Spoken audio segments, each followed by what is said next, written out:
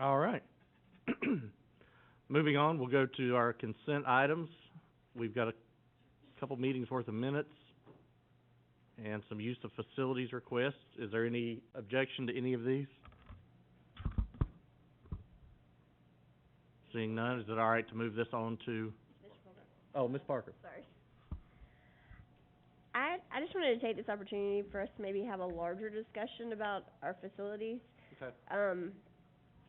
Couple of things. One, when we started with Facilitron, I think we set the rental fees, but I don't think we've ever looked at those. So I'm just curious if that's something that maybe if that's something that we want to do. I feel like obviously you couldn't rent a house for the same thing that you could rent it for 2 years ago. And I think if we're going to be offering our facilities, I don't know that we necessarily want to be the cheapest person in the game.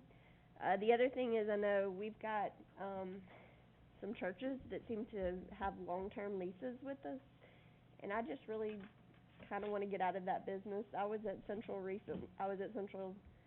yesterday and last month, and there is paraphernalia from a certain church that is there 24/7, I'm willing to guess. So,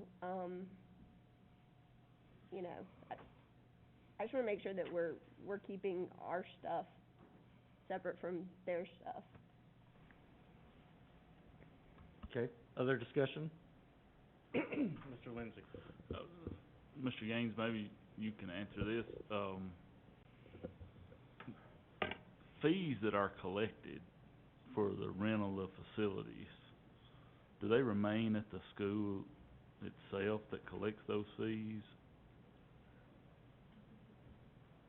I don't think they go to, some fees go for payment of, the custodial services or payment of the person who is the monitor, but actual fees, I don't think they actually go to the school now. But I would need to check more into it. I do know, the churches that are there have, they probably contribute. Churches that have long-term things, they contribute far more to the school than they do the facility fee that they pay. But I'll find out just exactly where those fees go.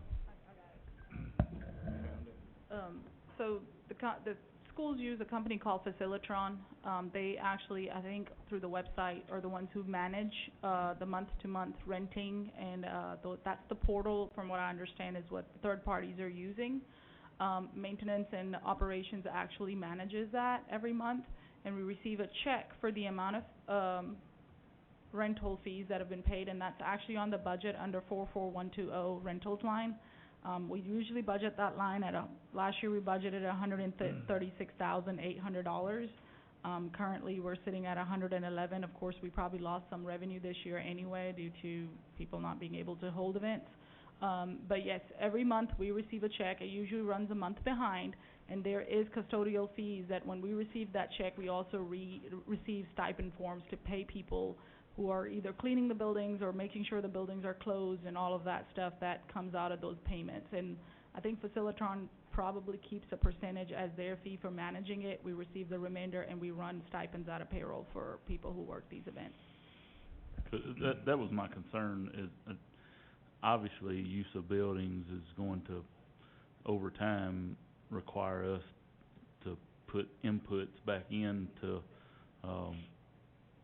for maintenance of those buildings. So I wanted to make sure that we as a district were getting those. And I didn't know Ms. Parker was going to bring this up, but I actually too I went to the dance recital that Columbia Dance Academy had at Columbia Central, and there was, because of the church's equipment that they did not take out of there actually was a trip hazard as you went through the door, and Columbia Dance Academy had 2 people standing there saying, "Watch your step." And I just thought that brought some liability upon us as a school system, because it's our facility, but it wasn't our equipment. And I, I guess I hold some of the same concerns, that rather than us leasing a facility for temporary use, it appears, especially in that case, and it may be others, that has become their home. And And if you go in there, I don't, you said you were there today, Ms. Parker, I don't know if it was the same way, but there was stuff hanging from the ceiling. They had covered up I don't know why, but they had their own restroom signs. They had the Columbia Central men's restroom sign covered with the Bridge Church sign, and I didn't get that, but that was the case. But that, and I wonder too if we don't need to look at if someone has set up permanent residency in one of our facilities, then no one else has the opportunity to use that facility. So, what if my church, or what if Sheriff Fulbright, or whoever, or any church in the county had a need to use one of our facilities on a temporary basis, but it's booked permanently for all intents and purposes by another, and I'm picking on the church, but it could be any entity. So I think it's worth looking into, maybe even from a policy standpoint, for us to look into that, making sure we have equity throughout the county for the use of those facilities. Ms. Parker? I just wanted to add, I spoke to Mr. Perryman since he wasn't going to be here, just to ask him a little bit about that particular arrangement, because I almost took pictures yesterday of how nice some of the stuff was. I mean, I'm not trying to be mean, but we're talking about banners and things like that when I used to have to like price those out for events would probably be several $1,000s, I would imagine. And that's great that they want to have them, but then when I look at, so I wanted to know what Columbia Central was collecting for that. Their total amount that they've collected from that particular agreement is about $5,800. That's it. And so I said, well, is that then, what are they using that for? Is that going towards student programs? Is that going towards, if you have 500 people in the auditorium every week and you're breaking you break an auditorium seat, does that come out of that money? And Mr. Perryman told me it would not. That would actually come through our money.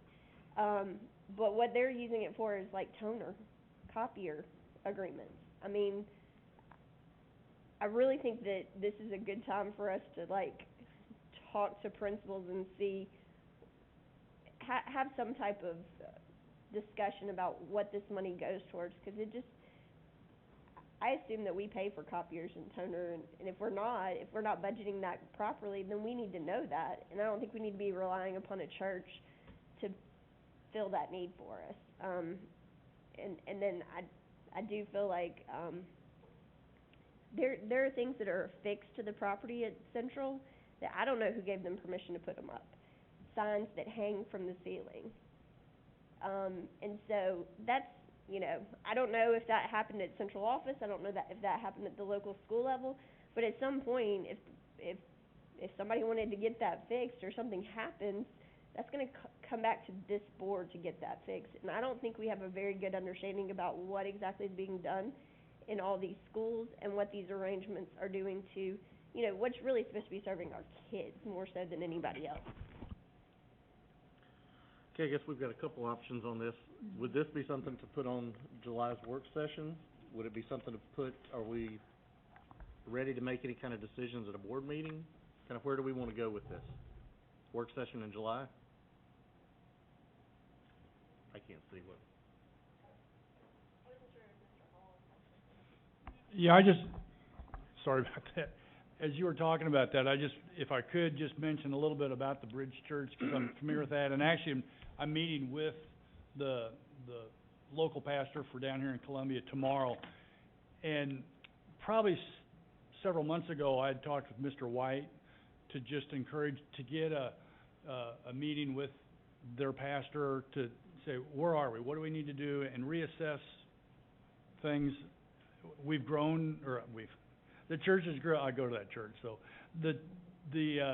up in Spring Hill. So the church has grown an awful lot, and one of the challenges that we have, and so they've added on and really kind of, I guess, tried to get forgiveness rather than permission, as we sometimes do. But they're aware of that, and I believe that Mr. White was gonna be talking to them, and then some things changed there. So I'm meeting with them tomorrow to talk about additional things that they're doing. And I do know one thing that we're gonna talk about is getting an on-site trailer or an on-site storage thing there that we could have, so that, I mean, I remember doing this a long, long time ago. Every Sunday morning, you come in and you set up and you break down, and so you leave the facility the way it was, so they have the ability to have their weekend or basketball tournaments or whatever. And the other thing that we're trying to do is look for some other permanent space. We'd love to, the bridge would love to have their own facility, and the challenge is finding a facility that's adequate to remodel and rebuild and that would accommodate a church. So that's some things that we're gonna be talking about tomorrow with a pastor. I just wanted to pass that on to you. I do wanna say one other thing that Mr. Perryman mentioned to me.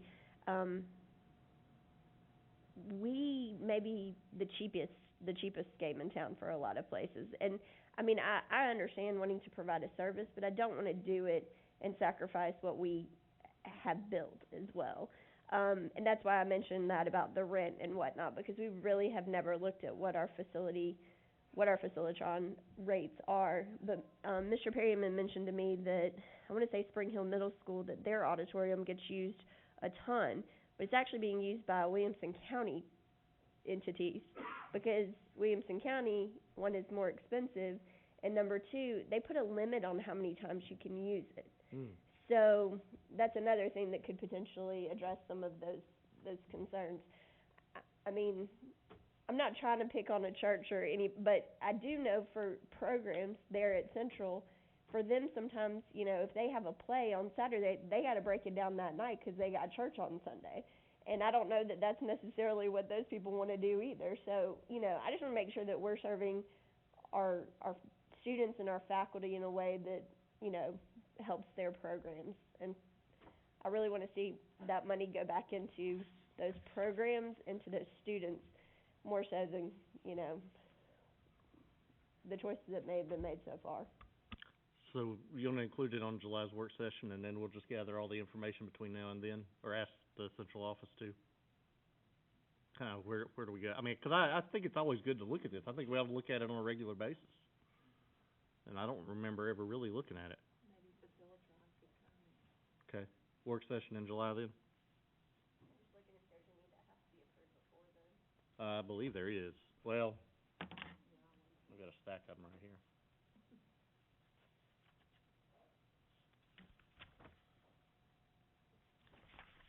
Okay, I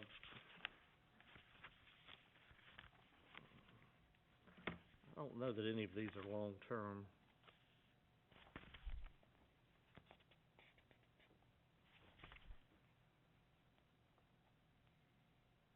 Yeah, there is one that's long-term, meeting at Randolph Howell Elementary School.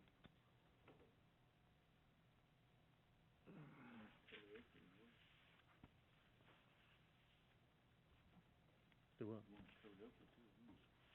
Maybe I'm just not seeing it.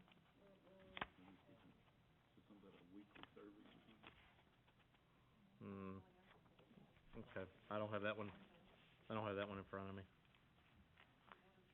Okay.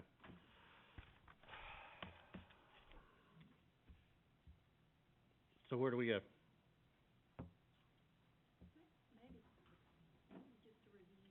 Facilitron could just meet with us and tell us maybe what the rates are, and looking at what Williamson counties are as well, a comparison there.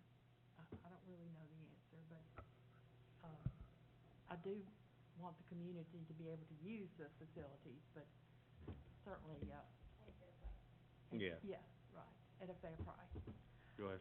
Yeah, I'm looking at the board policy, it's a 3.206, which is the community use, which it does actually state in board policy, anything that they break, they fix. So maybe that's not being understood to the people or being enforced. So let me just say though, what I'm not saying that there's something that's broken at Central that hasn't been fixed, but if you have 500 people in your auditorium every week, and it breaks for the music, For for the youth. chorus concert or something like that, you don't necessarily trace it back to the 500 people that were in the seats every Sunday, and then it's still on you. That's all I'm saying is, I'm not saying there's anything broken, I'm just saying that we're really not putting any money aside with our current rates to really address anything more than utilities, janitorial services, and the site supervisor, as best I can tell. And then Okay. any extra that's going to the school is not really being put back to go towards the wear and tear on the building. Gotcha, understand. Yeah, and in there, it has the fee schedule on there, so it's like $150 a day is the facility fee, and then there's custodian, utilities, security, and cafeteria staff, if those are in there. So if those are things that wanna be adjusted per, you're correct, obviously nothing you can rent for today what you could rent for 2 years ago, so. And it looks like the last time this policy was updated was 3/25/19. Mr. Hall, do they use their own, microphones, all of that? Yes, the only thing that they bring in, or the only thing that they use is the lighting, but they bring in their own soundboard and all that stuff. Mr. Howe? Yeah, I know that some churches, I believe it was Spring Hill High School, it was a church that was meeting there, they actually brought in things and helped, like, worked with the local, the school itself, and, like, they needed a sound, room, I think, they built the sound room for them. I don't know about the equipment, I think they actually provided some equipment that they may have left. Yeah, Nick knows, yeah. So, I mean, yeah, that's something to take into account. Some church, I mean, I was gonna say, some churches go above and beyond, some do what the agreement says, maybe, maybe not, I don't know, but that's just, I just wanna throw that out there. There are some groups that try to work with us and help us and do the right thing, so. Mr. Lindsay? Oh, just a suggestion, since we only have two that are long-term, what if we just approve those through like the end of, August or something, then that would give us time to discuss it, and then we could take Well, it back up. that actually was gonna be my suggestion, to move this to July's work session, and any that come up in the meantime would obviously be grandfathered in, because we'd have to have an effective date as of, that we could push out beyond when we have, obviously, there's gonna be some that are already in process that'll have to be grandfathered in, and, I don't think that will put us out too much, 'cause I don't think, just from hearing where they are, I don't think it's gonna be huge problems. So if that's all right, we'll move that to July's work session, and we'll review that policy and look at it. So for these use of facilities, are we good to move those with consent this month?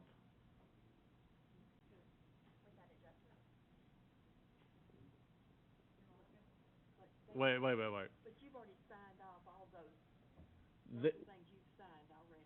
the ones that were approved the beginning of this month, I have. These are just ones that have come before us right now, if I'm understanding right.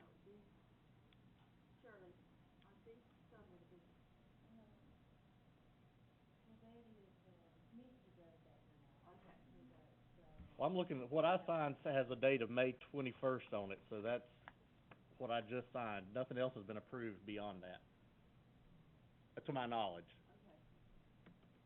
So it's a matter of what to do with these for right now.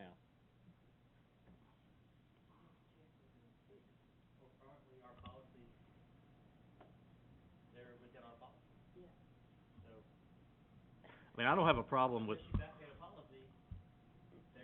We don't have to approve everything, though, that comes to us. I mean, no. No. Well, actually, the principals have that choice. And then it comes to central office, and then it comes to us. And I thought what Mr. Fulbright was trying to say was, for the long-term ones, let's approve them through August. okay, well, let's just take a look at the dates. There's two long-term. One of them doesn't take effect till August 22nd, the start date. So we don't need to worry about that one right now. The other one has a start date of 7/11, and we can pull that one and discuss it at the July meeting. Can we do that? Is that possible, since that's after their request date? I mean, Okay. Yeah, I mean, what this is, the executive committee has approved these uses in the month of June, if I'm remembering correctly, as to your procedure. So, you're just giving the board a report on what's already been approved for the month of June. If you wanna change your policy, Okay, so then we don't actually have to vote on these? I don't think these come up for vote. I think this is an informational item as what the executive committee has already done. But if you wanna change your policy, then you change Okay. that as of a certain date. Then that kinda changes everything then. Then we'll just put it on July's work session and go from there. All right. So I guess consent these is automatically voted remove to consent agenda regardless then? FYI then, all right. We Okay. vote on it every month, and All the right. consent Okay, that's fine. Then let's go to new business. is usually separate ones. Finance.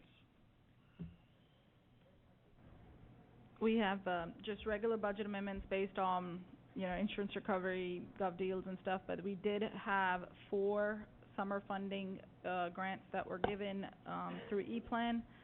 One's for transportation and the other 3 are for instruction. If you all have any questions on those, I think Scott should be able to answer any of those. I was gonna stop here and see if you all had any questions on the budget amendments before we get to the financials. Any questions on budget amendment? Consent agenda? All right, we do vote on these. All right, monthly financials.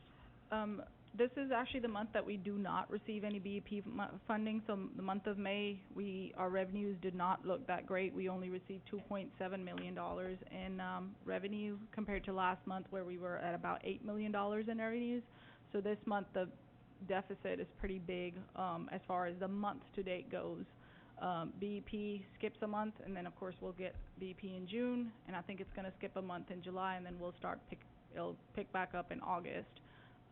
That being said, we are still on track with the same kind of course, we had already anticipated that in our revenue numbers in the past, so we still expect for the fund balance to be, last year we closed at about $12 million, approximately close to the same this year. Of course, that still is not counting, we're gonna miss another month of BP revenue in July, and that's gonna take a hit on our revenues as well.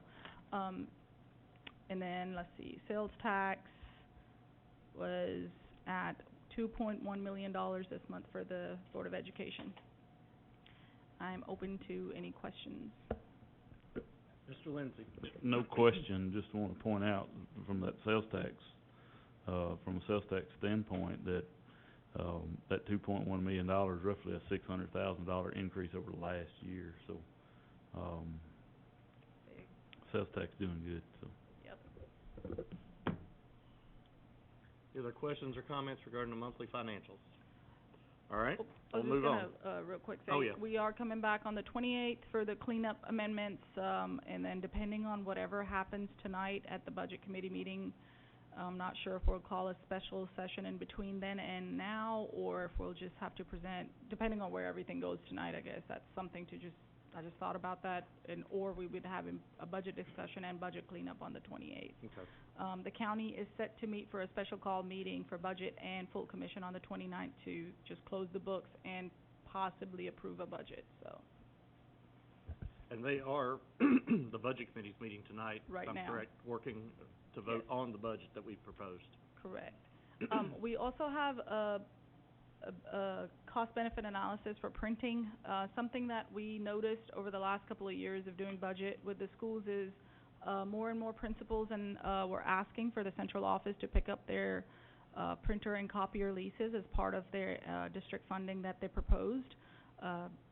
We have a huge variety of how each school does printing. We have approximately 133 printers that, from our research that we've done in the last couple of months, that the district has.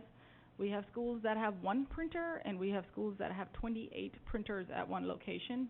So there is no uniformity. Something that the central office and our office got together to discuss is there a way to bring uniformity to this process, since the central office was being asked to pay for these leases.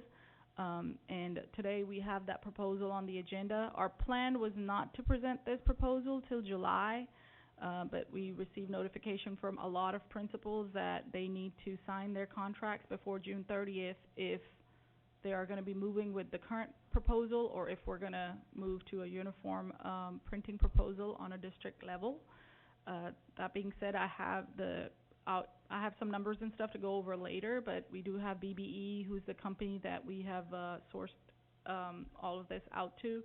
They are on the purchasing cooperative, correct, Patty? Is it a purchase They're already on the purchasing cooperative, and we verified all of that information before we actually started, the process with them, and they've actually been in every school over the last few months, looked at the requirements of each school, seen how many printers were there, how much, what we're paying on certain contracts, and like we said, we have anywhere from probably 10 different vendors that we do business with.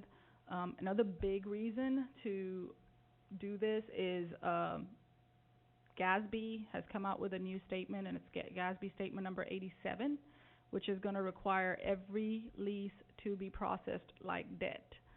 So that means every lease that the district pays for or the county pays for, and it comes through the district or county funds, will have to be processed like debt. So we are really trying to clean up all the leases before that takes effect. Otherwise, I don't even know where we're going to start with that. But anyways, so BBE is here, and I was going to let them say a few words, and then I was going to go over the numbers with you all.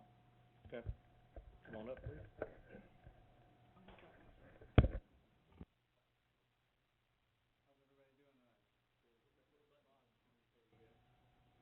How's everybody doing tonight? I'm nervous. I don't talk in front of this many people. It's usually just me and like 2 decision makers, so bear with me. So my name's Scott Willett. I'm a Tennessee native, born and raised in Franklin, just up the road. BBE, I've been with them now for 3 years. I can't say enough good things about this company and what they've meant to me and my family. We've been in business for 46 years. We still have 2 of the original 3 owners a part of our day-to-day operations. I haven't encountered an issue, but if I have an issue, I can go straight to an owner and get resolution. I don't have to go through layers of bureaucracy and red tape or any of that stuff. Straight to Mr. Taylor. Hey, Mr. Taylor, here's the issue. Mr. Taylor gives me a resolution. Another great thing about our company during COVID, we did receive a very nice letter from Mr. Taylor that stated, we made it through a recession without letting anybody go. We're going to make it through this pandemic without letting anybody go. If you are concerned, call me. It took me a week to get Mr. Taylor to approve for me to put that on social media, because that's not why he did it. So just a little bit about how we're treated as employees, so we therefore treat our customers really well. About 2 years ago, I got moved into the Murray County area, and at that time we had the budget office and the county clerk. Over the last couple of years, we've grown that into, 10 different departments, including those 2. So 12 departments, and it's all about hands-on, me taking care of them, me writing their estimated budget costs every year for every department and sending those to budget and finance. Me redoing maintenance contracts every year to make sure that each department isn't overspending. I want the business, so I'm going to take care of it. I'm going to babysit it and treat it right. One thing I did notice walking through all of the schools, it's about 35 miles of schools, and those floors are unforgiving, so teachers, bless your knees and your hips, it hurt. There were a number of issues I saw right from the get-go. Number one being Unsecured Copiers. So I actually have a website that I would love, can somebody get us on a website?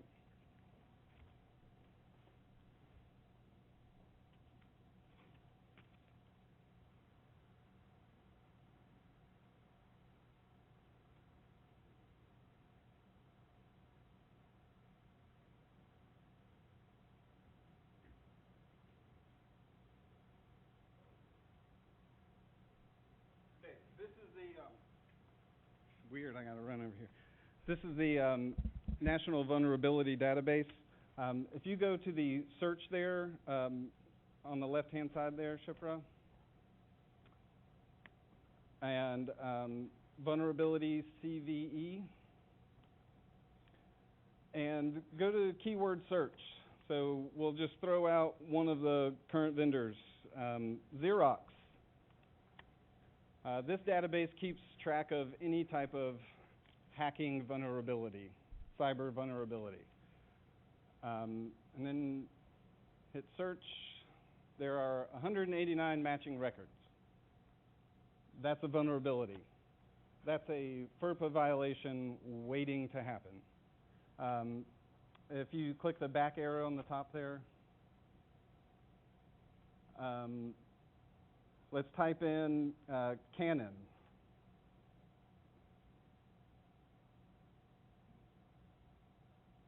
$205 matching records. Okay, let's go back. So we sell Sharp and Konica Minolta. So what I'm proposing is Sharp, but let's just type in Konica Minolta for fun. No, CA. That's okay.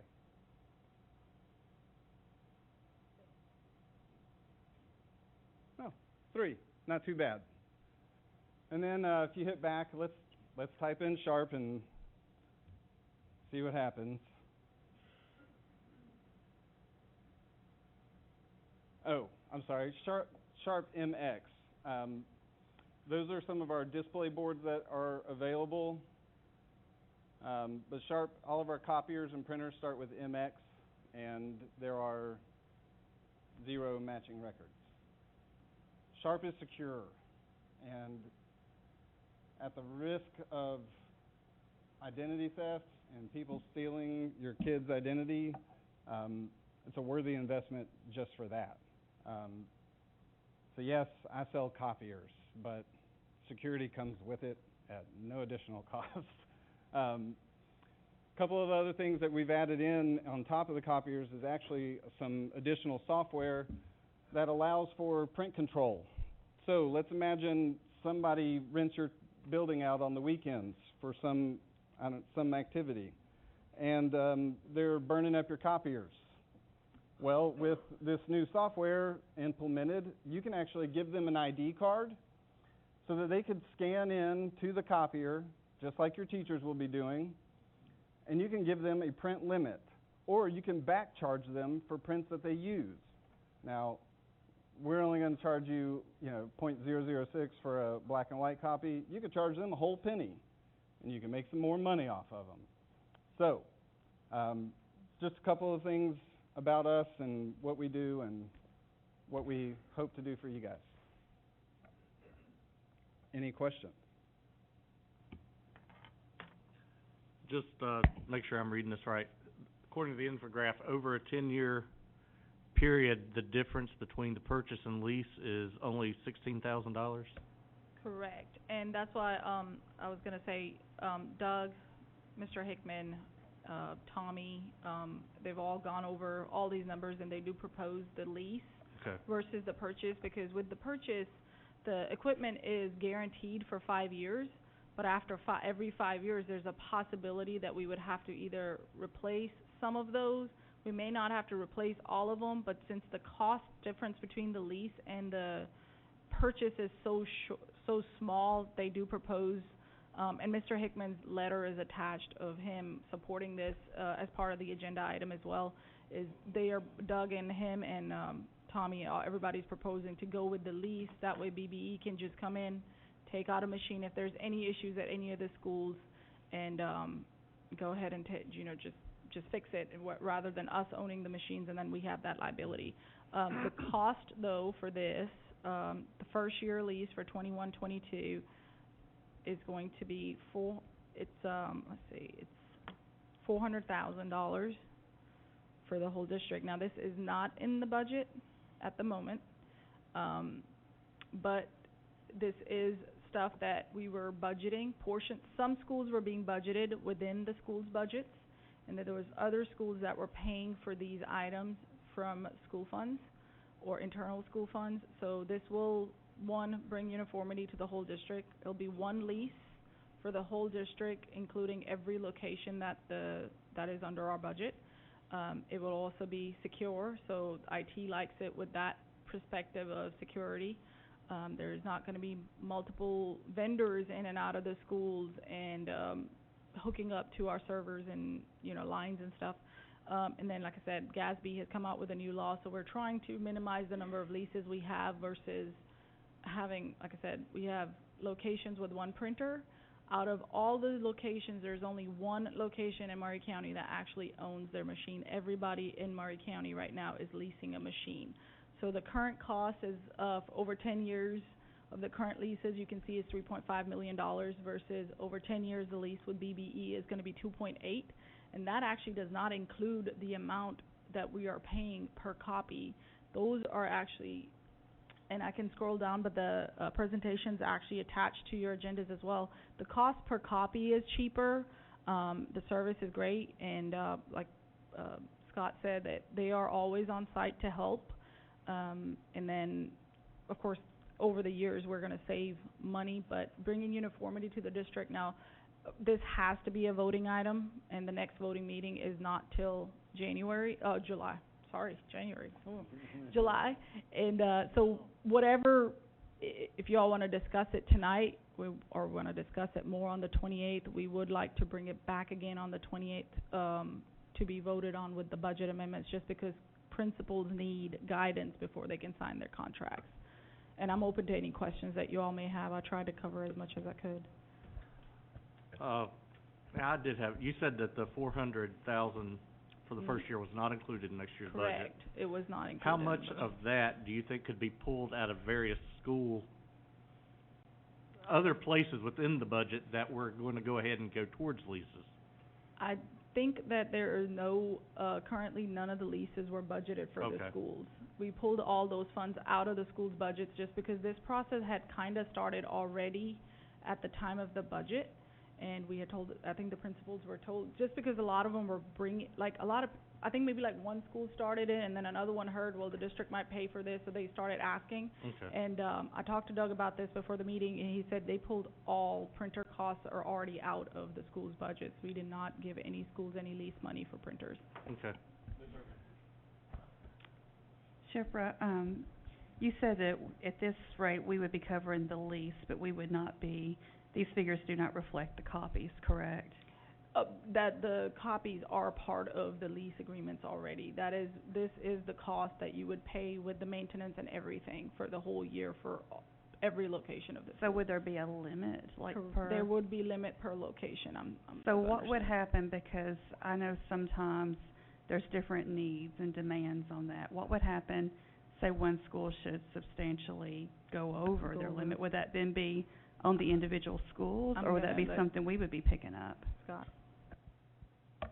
So we actually have a couple of options there. We can bill each school individually for their print counts, or we can bill them holistically as the whole district, and so everyone would just pool from a bucket. So we have options there, but we would still be able to track each school individually as well. I think that would probably be something we would need to have figured out. Next question, you said that there was a lot of differences between the schools, and this was going to get us more where we were uniform. So then there would be equal equity in that as far as from school to school, and wouldn't be where like one school who say has 28 and went down to whatever our number is. Are they going to be feeling a loss of that, or are we going to make it network to where it's really not going to be an issue? Do you want to answer that one? Sure.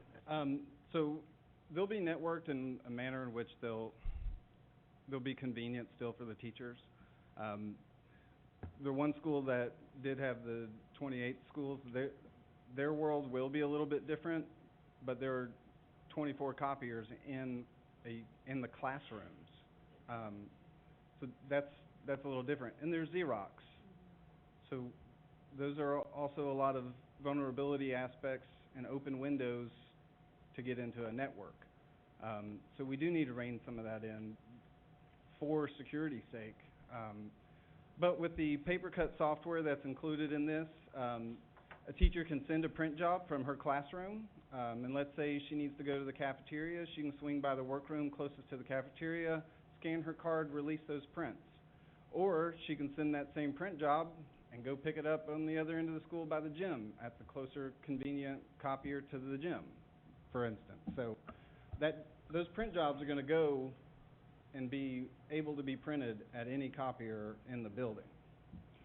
So it sounds like, I just wanna clarify, I know there's a lot of schools that use, assistants to do their copy, and it sounds like this would maybe allow the teachers to do that directly from their printers, and would relieve some of those, staff potentially for other availabilities, perhaps. Is that correct? possible. Okay. So I guess we can talk about the $300,000 that got pulled out of the budget magically that we didn't talk about until now. We can talk about that another time. It was not 300,000 that got pulled out. This is actually, there is a lot of schools, there's a mix of schools that were paying it internally, and there was a few that were on the district budget, but there was increasing numbers every year that were asking for the district to pick up their leases.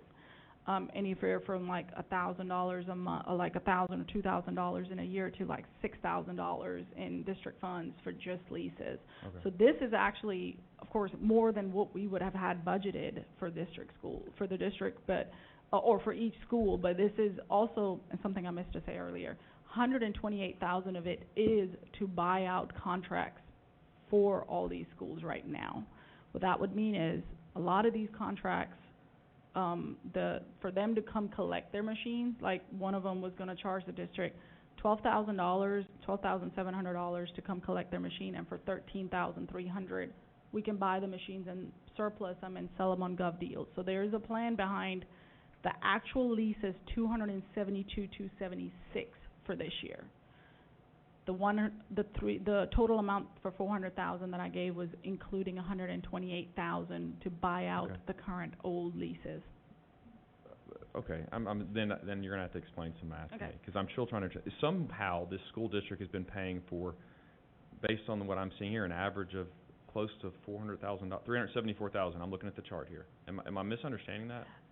Now, whether that be district or school. Every location. Okay, I understand that, but somehow in the district that's being paid for, right? Not in the district budget all the way. The internal school funds were doing it that you all don't see. So they were using their funds. So now if you all take over the printing. Roughly how much of that would have been local school funds versus the district? I would have to get those numbers. I don't have that on me. Was it 20,000, you think? Scott? I would say we only paid for, and in reality, they just asked to use, they had funds allocated to their school, they just asked to put those funds in other contracted services so they could pay their lease. So, those were funds that were allocated to them anyway. From the district? From the district. They just so the asked district to put did actually pay for it. Right. Because there's no magic money that's But- coming into the but schools other than what we do. Not all of them, but in the case, I can think of, two schools where they don't generate enough funds through fundraisers to pay their copier lease. So, and that particular school was Highland Park, and I think their total lease was $5,000 or 48 something for the whole year. So I don't, so far as district funds, it wasn't a $100,000 amount. I would say it was less than 20,000. But I would wanna look at it just to be sure to tell you which, exactly how much that is. And by no means is this a savings in the sense of what you have in the budget currently, obviously, because a lot of the schools, like the school that has 28 printers, we were not paying for their printing costs, and with this, we would be. So they were using internal fundraising or internal school funds to pay for this. So yes, the cut in the budget itself was not huge, but we've seen as we're doing budgets every year that more and more principals were asking for it. And it was becoming a bigger issue of denying everybody because, I mean, you could have a school come in and ask for $10,000 on $399 line just to pay for leases on copiers, and it's like, why are we paying, like, we're paying 10 different, like, any name you can take of a vendor, we're paying them. And if the district picks up the lease, or we pay anything out of our district funds, then now, with the GASB reporting, we gotta report it as debt in the next 2 years or next year or so. So we have to pull every lease and hand it to audit to have it in debt, which means commission's gonna have to start approving all leases, because 151 resides with the commissioners, or with the commission. That being said, all that aside, the lease itself is $272, and then 128 of it, 128 on top of it is to buy out current leases. The budget is already what it is, and then yes, this will be an increase on top of, what we already have. So 2 questions, one for you guys and then one for Scott. Doug has more numbers, like, he prepared all of this, and this was last minute for me, Where would the funding for but this, where's the intention for funding to come from? I don't know. I do not have that Okay. answer. Scott, if you don't mind, good to see you tonight. How quickly, because I heard that some of the leases are expiring June 30th, how quickly can you guys, were you given the green light, have these installed?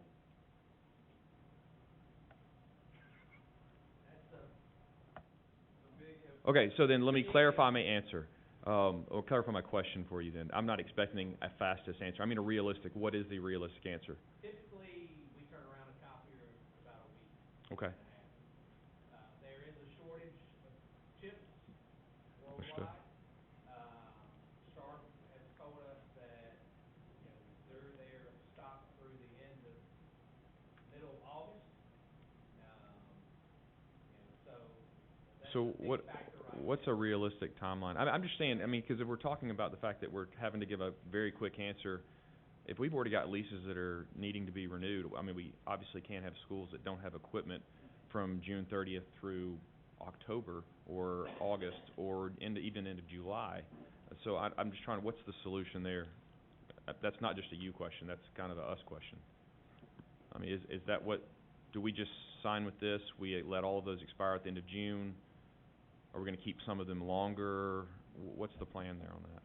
Well, I'll tell you, if we could get like, you know, an idea of how many are coming up immediately in June that are gonna have to be turned and burned, as, so to speak, that, knowing that number could help us answer that question, but, Going back on your question, since this was not even gonna be presented to July, I'm assuming the mindset was to probably pull this out of fund balance. Just going off of, if we were gonna do it in July, then that's probably what the, Okay. I have texted Doug to, double check on that, but I'm just going off of, All right. since we were not even supposed to present this tonight, and of course, there's a lot of questions we need to answer, but we were literally told yesterday Okay. that a lot of the principals had been calling central office and saying, I've gotta sign a lease. Now, the buyout option will give us the printers. So there will be printers at the location, 'cause none of those printers are being returned to the vendors. That's why the buyout amount for 128 is built into that 400,000 amount that I gave. So I guess the last thing, again, I'll just bring up another point we've made. For several years, we've tried very hard to have contracts and leases like this brought to us with some head notice, so that we don't run into a thing where we're having to A, make a vote at the last minute trying to rush into this, or B, we have a thing where we're rushed into one decision or another because of the gap or creating a potential issue. So I would just ask again, I know the principals just heard about this. I would hope that they would have some more foresight than to throw this at us at the last minute. It would be much more it would've been much nicer if we were discussing this well, it would've been nicer if this was included in the budget and was budgeted for, but that's, again, another story. It would've been nice if we'd been discussing this a couple months ago, where we could make sure and feel comfortable that, again, with any of these things, I'm always concerned we're gonna have a gap, and there's gonna be schools that don't have equipment, and we have school starting, and that makes me nervous, so. Shifra, this would be a multi-year lease, This I'm is a assuming. multi-year lease, yes. So with that 60 being the 60 months. case, county commission has to approve that lease Correct. as well. So, I sitting here and just kind of flabbergasted that we as a district didn't provide this to our schools anyways, that schools had to find a way to do it themselves. So, I don't have a problem, from personally moving forward with this, whether we take it out of this year's fund balance money or, you know, I know Doug, it's projected, sales tax number next year at $20,300,000, and he and I have got a bet on a steak dinner that would come in at 21.3 this year. So I'm comfortable taking, if we have to take 400, and I'm using round numbers, if we have to take $400,000 out of next year's fund balance, I'm fine with that. But I think it's almost like an essential service, an essential piece of equipment that we should have been doing all along anyways. So, however we get that cat skin, I'm fine with it, but I think that it's beneficial, and we need to go ahead and move forward with it. Alright, I got a couple of questions. One to Mr. Hall, I don't know if you would know this, but the discussion about selling these printers on Gov Deals. Do you have any idea how much we, like, normally collect from a printer? Okay. No. And I'll just be honest, I mean, that's part of my concern, is that we're gonna turn around and we're gonna pay $10,000 for a printer that we're gonna sell for $500. You know, that seems like a huge, We have Patty here, so she does all the gov deals for the whole county, so. Oh, good. office, and, you know, Gov Deals is what it is. It's hard to, you know, you just don't know what they're gonna bring. I mean, we can set a minimum on them, you Okay. know, and not let them go for, you know, $25, you know, something like that, and be happy to do that, to try to get the best dollar for them. Sounds good. But with Gov Deals, it's, you know, people's on there looking for a bargain, unfortunately, so. And through some of our, some of the industry stuff we use, I will help Patty find a reasonable price to put those at, Okay. and walk side by side with her to help You her got a do that. blue book on them? Yeah. Okay. But that's something I would help her do, and come up with a fair price so that you get what it's worth and you're not just Right. taking what you can get, so. Right. That sounds good. I know one thing that the teachers had mentioned to us was that there was a time with I wanna say it was Spring Hill Middle School, there was a update on like all the printers, and all the printers shut down, and so they had like a day where our tech department was scrambling. What's the service, I mean, I assume you guys know when there's like a patch that comes on from Microsoft or So, whatever, so you guys can A plan couple for of that. things about that. So, some of the schools, each grade level will be assigned a Dell desktop printer. The teacher will send a print job to that printer, go grab their sheet of paper, walk over 3 feet to a copier, and then make their copies on a copier. Okay. So that's one thing. So yes, when a Dell desktop printer has an update, copiers don't function like that. They can update in the background, Okay. so you won't have that issue. But as far as our service and response time, I'll go to 2019 numbers, but in 2019, our average response time in the greater Nashville area was 2.5 hours. It was a little faster in 2020, but there were a lot less people on the road, and there are a lot less people in the office, and there are a lot less service calls, so. Right. That sounds good. And then, I think Scott or Schiffer, y'all mentioned that this company, y'all are through Byboard, is that right? So did we bid it out, or do y'all already have an existing relationship with? So Y'all let Patty we're answer part of it. the Sourcewell Purchasing Cooperative. Okay. Which was actually originally called the NJPA, which was built for schools, ironically enough. So Sourcewell and, Patty can go into this a little more, but if you guys got on the Sourcewell contract and you just ordered just the equipment I proposed, it would cost you $676,000. With my proposal, with the software and everything, it's only gonna cost, the cost on it's only $640,000. So I came in below contract pricing because I wanna take care of you and put your kids in a safe place with safe networks. And on these cooperatives, they've already done the bidding, Okay. and so, it would be something that would have to be bid out definitely. But when you're going through a purchasing cooperative that the schools are signed up with, then that's taken care of. And we did verify his pricing, so, he is good. He is good. He's real good, yeah. Awesome, thank you. Lights, I have Um, just one question. Go ahead. The timeline, if the county commission has to approve this, and we don't vote on it till the 28th of June, We're how? meeting on the 29th. The Take it to county's them meeting on 29th. the Okay. 29th, yes. I just wanna So, point out that the this summary, is- we don't like being this last minute Yeah, either. no, Our I don't think any the of us planned do. item was to be next month, and literally we had a few principals call yesterday, I think. well, and and, I just wanna summarize this by saying, it sounds like our choice is to move from schools having fundraisers to pay for their copies and toner to the district providing office supplies that are needed for each of the schools. That, to me, that sounds like what our choice is. So I definitely think this is a good move. Do we wanna push this on to the 28th meeting? All right, let's do it, 28th. At this time, is there any, there's nothing else under financials, is there, Schiffer?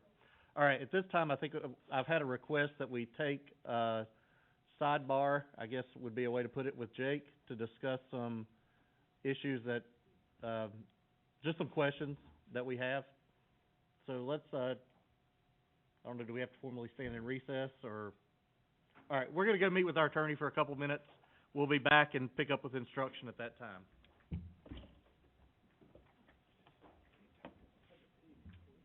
Well, that's a good timing, isn't it?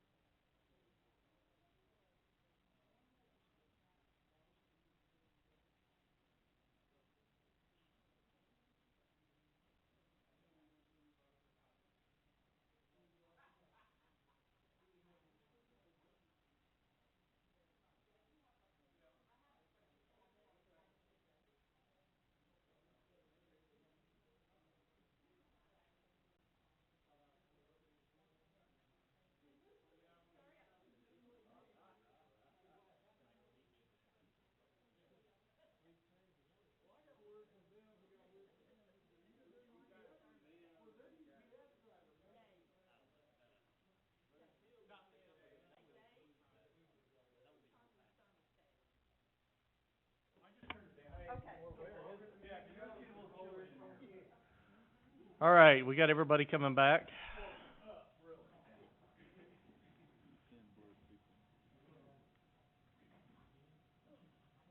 Just for the record, I did offer, Bridge Church a fine piece of property on West 7th Street that they could renovate.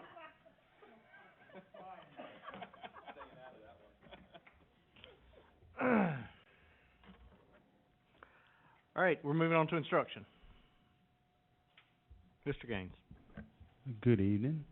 The first item is, as you know, the school, we wanted to, in a sense, switch positions. We have the school improvement coordinator that's in the budget to be funded. If you look at the organizational chart, down at the bottom, we have a note there that we had proposed to add an RTI and an elementary coordinator in the budget. We just want to swap those. So there won't be any additional funds asked, but we thought we'd bring it forward just to let you know that we're going to, rather than post the school improvement coordinator, we're going to post the elementary coordinator position. Ms. Parker. So I appreciate that you're doing this, because I think that this is something that's been needed ever since it disappeared under the previous administration. But I will say, I don't want it to be put on consent until we see a job description.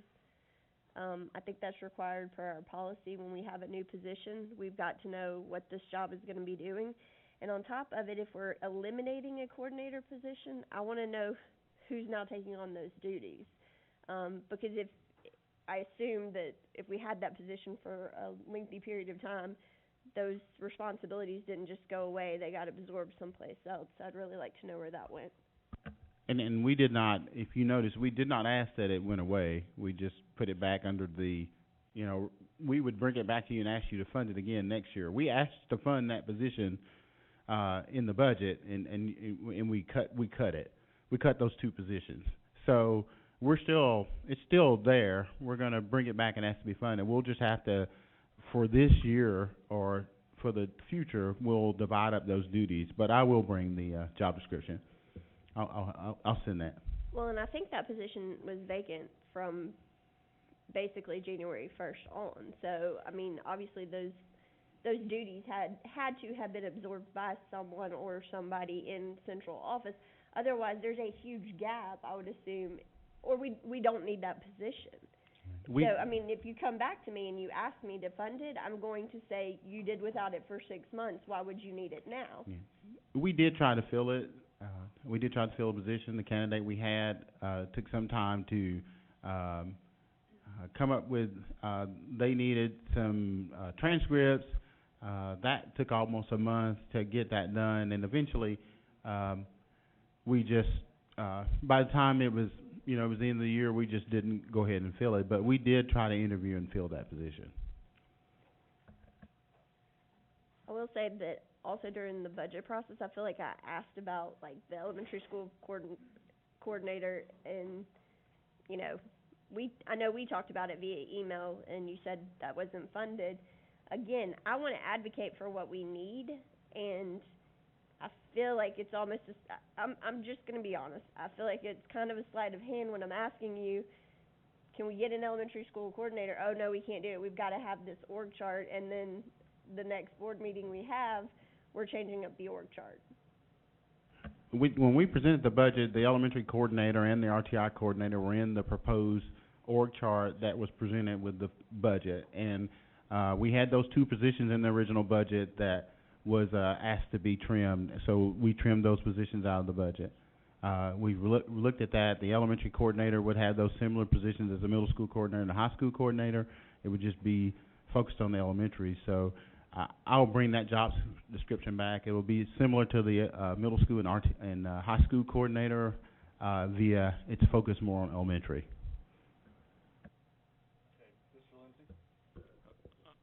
With this org chart, I'm assuming that, I guess the plan is with the RTI coordinator is to fund that maybe out of ESSER, so you're not really asking to add that position right now.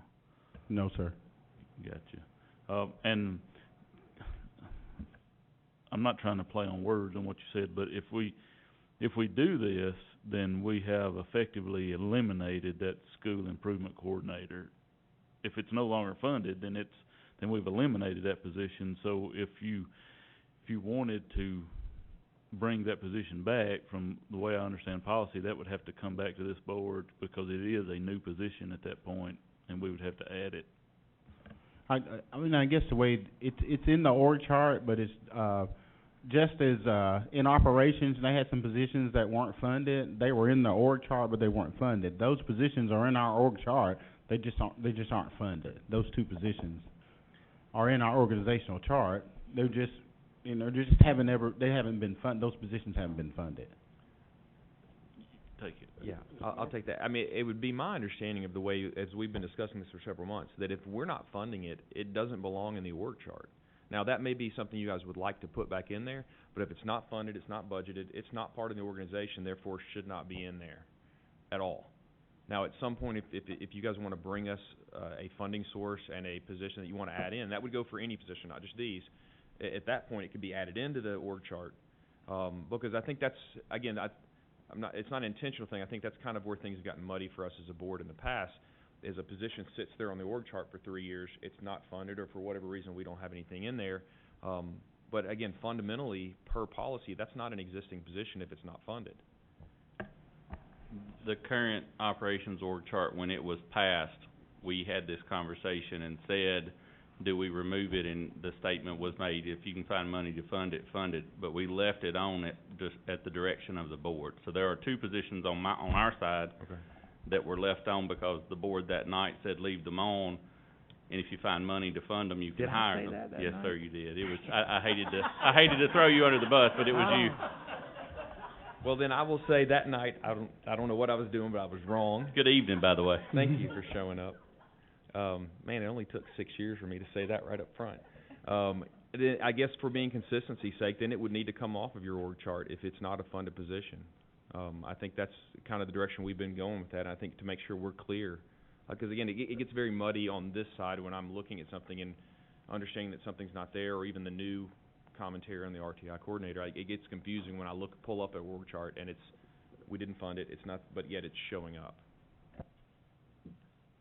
Mr. Lindsay.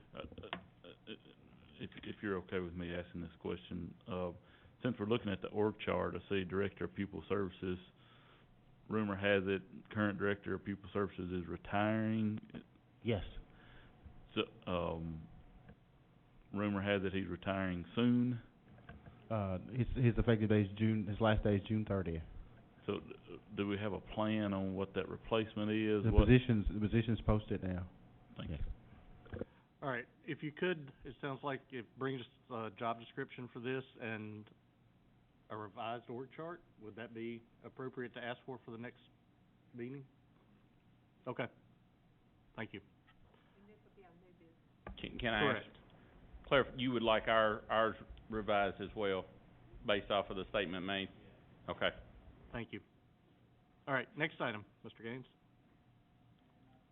The next item is Jobs Tennessee graduates. This is just the annual memorandum of agreement, and I think Dr. Brown has a short presentation just to show you about jobs for Tennessee graduates. I would, if you don't mind. It is very short, like 4 minutes, and we would like to show you because it highlights one of our graduates and for the state. So, and then if there are any questions, we'll be glad to entertain those.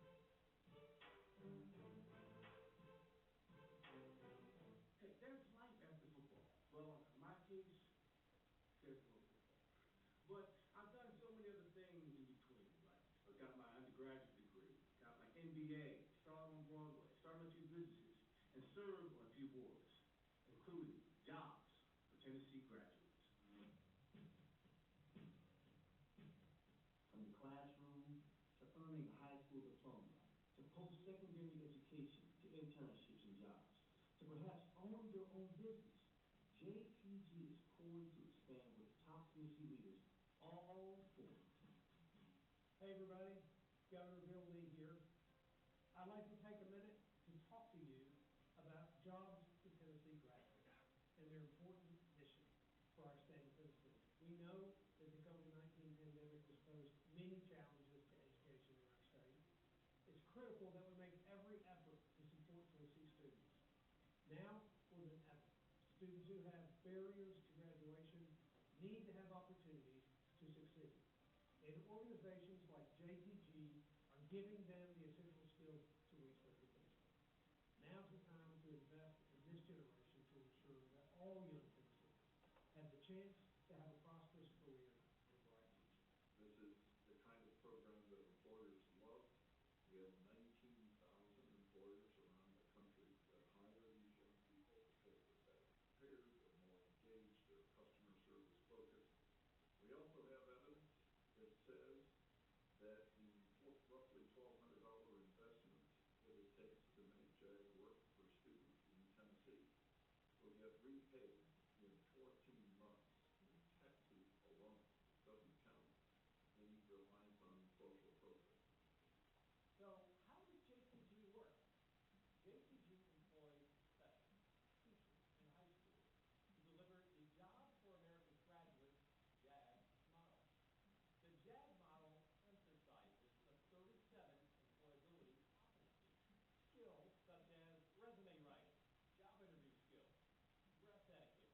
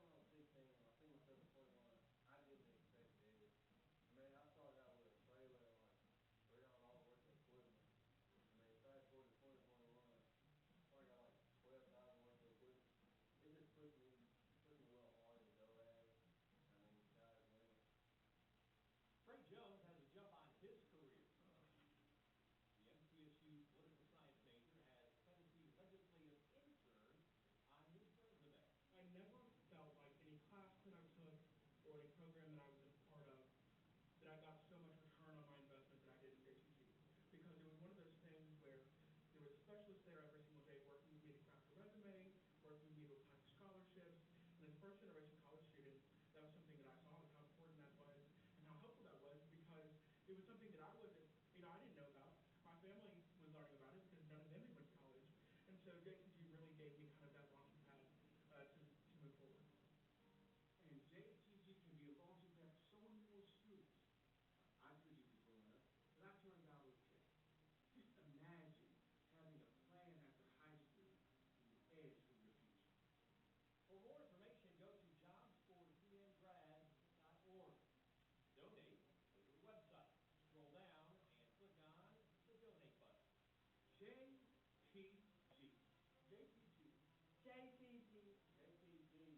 Improving young lives forever.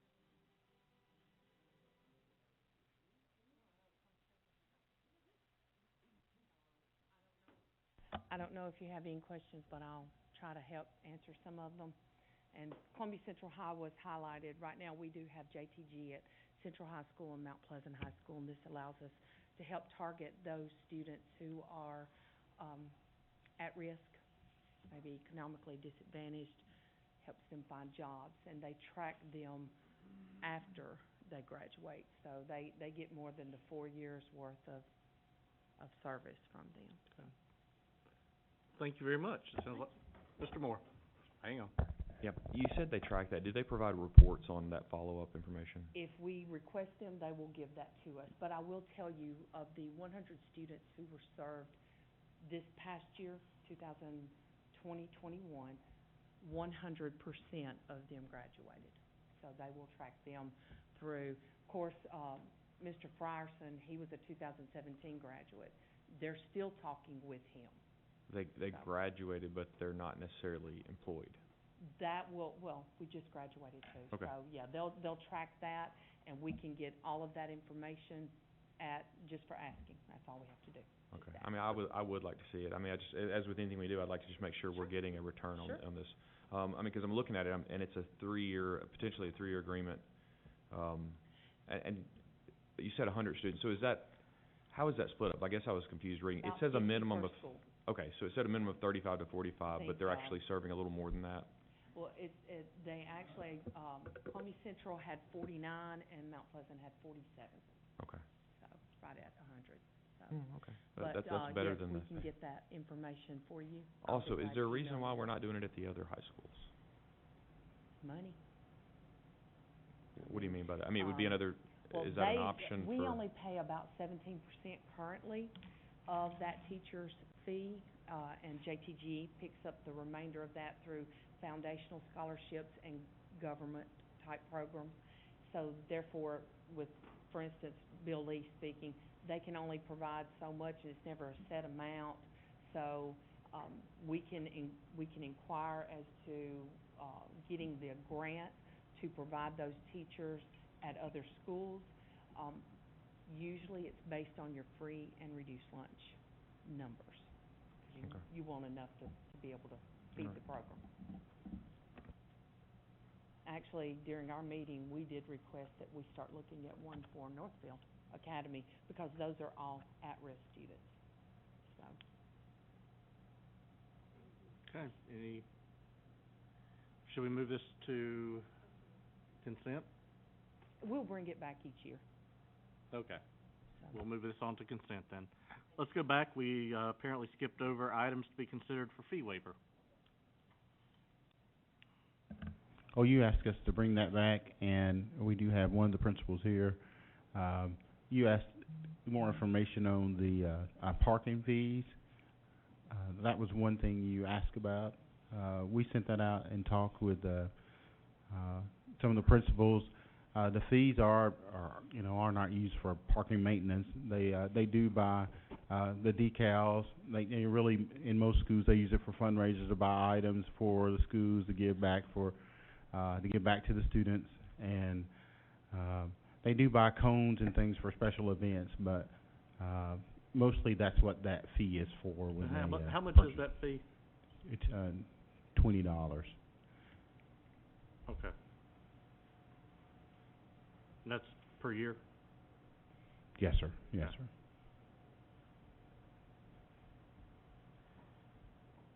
Is there action, Mr. Lindsay? Oh, Mr. Moore. So, I mean, And I know I'm sorry if I get into the weeds again on this. I guess fundamentally I've always had an issue with this one, as I've said every time. It just doesn't make sense to me that we would use, number one, it doesn't make sense to me that we would discourage or put a potential monetary barrier to a student for driving to campus. Number one, I mean, buses are expensive. I think we all know that. So, but then to say that the monetary expense that we're adding on to the student to drive is being used for fundraising for some other purpose that's not, I mean, I understand stickers and those kind of things. But I think that's just where, it just never added up to me. I mean, you know, if you've got a student that's driving, why should I ask you to pay $20 to do a pizza party for something else at the school and call it a parking fee? I've just never understood that. Now, again, not that I'm against fees. If we need, I think this goes back to the whole discussion we had about copiers. And, you know, if there's things we need to pay for as a district, we need to pay for them. But that one just never adds up because it's, again, if it's a fundraising fee, call it that and charge it to all students, not just students that happen to want to drive or have, to be honest, they may need to drive based on their home situation where they don't have an option. So I just, has nobody ever kind of stopped and asked that question, or am I the first one to wonder how that adds up? I just, you know, we did ask the question, ask it back to them, you know, and like you said, the principal said they do use it for the decals. They do just charge that set amount. The fee is waivable, so students who may have hardships and can't pay the fee, we can waive that fee for them. So, you know, if they had trouble paying that fee, it could be waived. Okay. Ms. Irvin? Well, I'm just gonna second what David says. I agree with him. I think it's not needed. I think that, even like with the decals, I mean, back in my day, first come, first serve. Maybe I don't understand, but I mean, that was the case, so I'm not a fan of it either.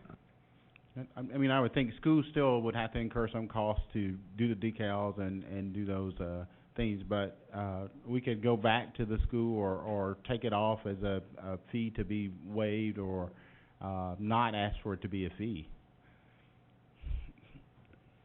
Mr. Lindsey? I guess I'm gonna third what they said. Why do we even have to have a decal? Why the, So you can track who paid the fee. I guess, and I'll just be honest, it just seems like a money grab, and, you know, before long, we're gonna have a restroom fee, you know, it's gonna cost $0.25 to go to the restroom, so and that's childish, I know, but it kinda along the same line, so I don't mind, I'm not against fees, but I am against a fee that just got, you know, years ago, we were told that it went toward parking lot maintenance, but that's not true. I mean, because probably the same year we got told that, we also had a capital request for parking lot paving, and we went and asked the county commission for it. So but I'm with you guys. I'm not against fees, but I'm against a parking fee that just doesn't make a lot of sense. Ms. Kinzer? What I see listed is consumable fees, and they've listed how they use the money for that. I don't see parking fee anywhere. I mean, it's a consumable fee, right? And then they've given us a laundry list, it's elementary and middle school, of what they use that money for. If you go to high school, you'll see where parking fees is listed on there. All righty. We can take that out as an item to be considered, or we can ask, we can go back to schools and ask them that they will not charge a parking fee to What I would students. ask, if it were my ask, is that we go back to the principals and just simply, if it's a consumable fee, if there's something you are paying for, find out a way to make that fee spread out among the entire student body that makes sense of every person that's using it. I mean, I guess I'll go back to sports. Like I said, I'm not gonna ask a soccer player to put football pads on the football player. That's kind of the way I look at this. If it's a fee for one thing, it needs to go to that. So if the principals need fees to cover certain costs, I don't see why it would be not appropriate to figure out how many people are impacted by that and spread that fee out among those people. that to me makes sense, and I assume that if it's, $20 for parking, and if it's actually spread out over more people, that would be a little bit less of a fee at that point, especially if you take out the stickers that are only there to track who paid their fee. I think you would be able to get to something and still collect the money that's needed to operate if that's what they really need to do. Mr. Lindsay? And I meant to say this a while ago, but I've been told by teachers that, forget about parking, but these other fees, that they're only paid by a small percentage of people anyways. That, you know, if the fee doesn't get paid, still gonna educate the child. So, with that being said, and then, you know, we talked about fundraisers and those kind of things. I would like to see, and this is a little off topic, but I would like to see what the amount of money that is generated that actually comes to each school through fundraisers and through fees. And here's where I'm going with this. If we're asking every kid to sell cookie dough, and we're going through this whole big process, and the amount of money that actually winds up in the school's coffers is not what we think it is, or not what the public thinks it is, then I think we might need to look at fundraisers as a whole. I mean, I've said this before. If a school, if they generate $20,000 a year through fundraisers, I'd rather take that burden off of parents and other people, and we'll find a way to put $20,000 from district funds into their coffer. So, and it's my understanding there's supposed to be a report generated from each fundraiser, the amount of money that's generated, the amount of money that is actually goes into the school's coffer. So it should be easy to get. So I would like to see those numbers. Keep in mind that a lot of those fees are fees that students pay for additional books for class, and we present them to ask to be considered to be waived, so that, you know, that allows that for those students that can't pay for them, we can waive those fees. And, you know, the schools schools still purchase those books for those students, and then they are, because you approve them for fee waiver, they are able to document that these certain kids didn't pay, we waived their fees, we're asking for a reimbursement back for those fees. And that's why we produce this list. So we try to come up with every item that students will have to pay. If you look at that list of things that I know parking fees was a concern, but if you look at, there are other fees there where students, you know, pay fees for different classes that they take, that in order to have those materials that they need. All of those items, if it's required for the course, you know, if they don't want to, if parents don't want to pay for it, we can't require them to pay for it as a condition of that. Ms. Irvin? Well, to follow up with Wayne, I mean, and I've stated this before on this board, I've never been a fan of any fee, because technically, I know we can approve that by school board, but I mean, it's always bothered me that Tennessee state law says that every child's entitled to a free public education.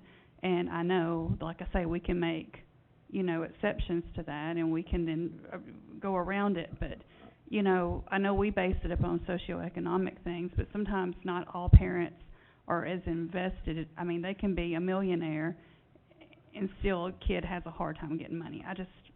It's something I'd like to look at again later on from a board perspective. Mr. Moore? Okay, so we're going around in circles here. I absolutely would like to see that as well, because I think Mr. Lindsay made a good point. I would like to, at least as a board, be able to make a decision if it's a cost that maybe we should be taking on in the first place, not unlike the copier cost. If it's something that we shouldn't be putting out to the individual school to figure out how to handle. If it's a legitimate cost to operate the education of our children, it's probably something the Board of Education should be funding. And if it clarifies, I know it's different because it's not how it's ever been done. I know that's a different thing, so if we could have some discussions on start to look at that, I think it would be beneficial to at least have some numbers of what those fees are actually bringing in, and then we can decide which ones maybe we should just take on anyway. So you just want us to do, so schools just recently turned in their, collection forms where they asked for, fee waivers and asked for those back. We can bring those and we can ask them, we can get their, for each account that they're collecting, and I imagine they have a restricted account called fees. We can get those reports and bring them back. All right, any other steps to be taken here?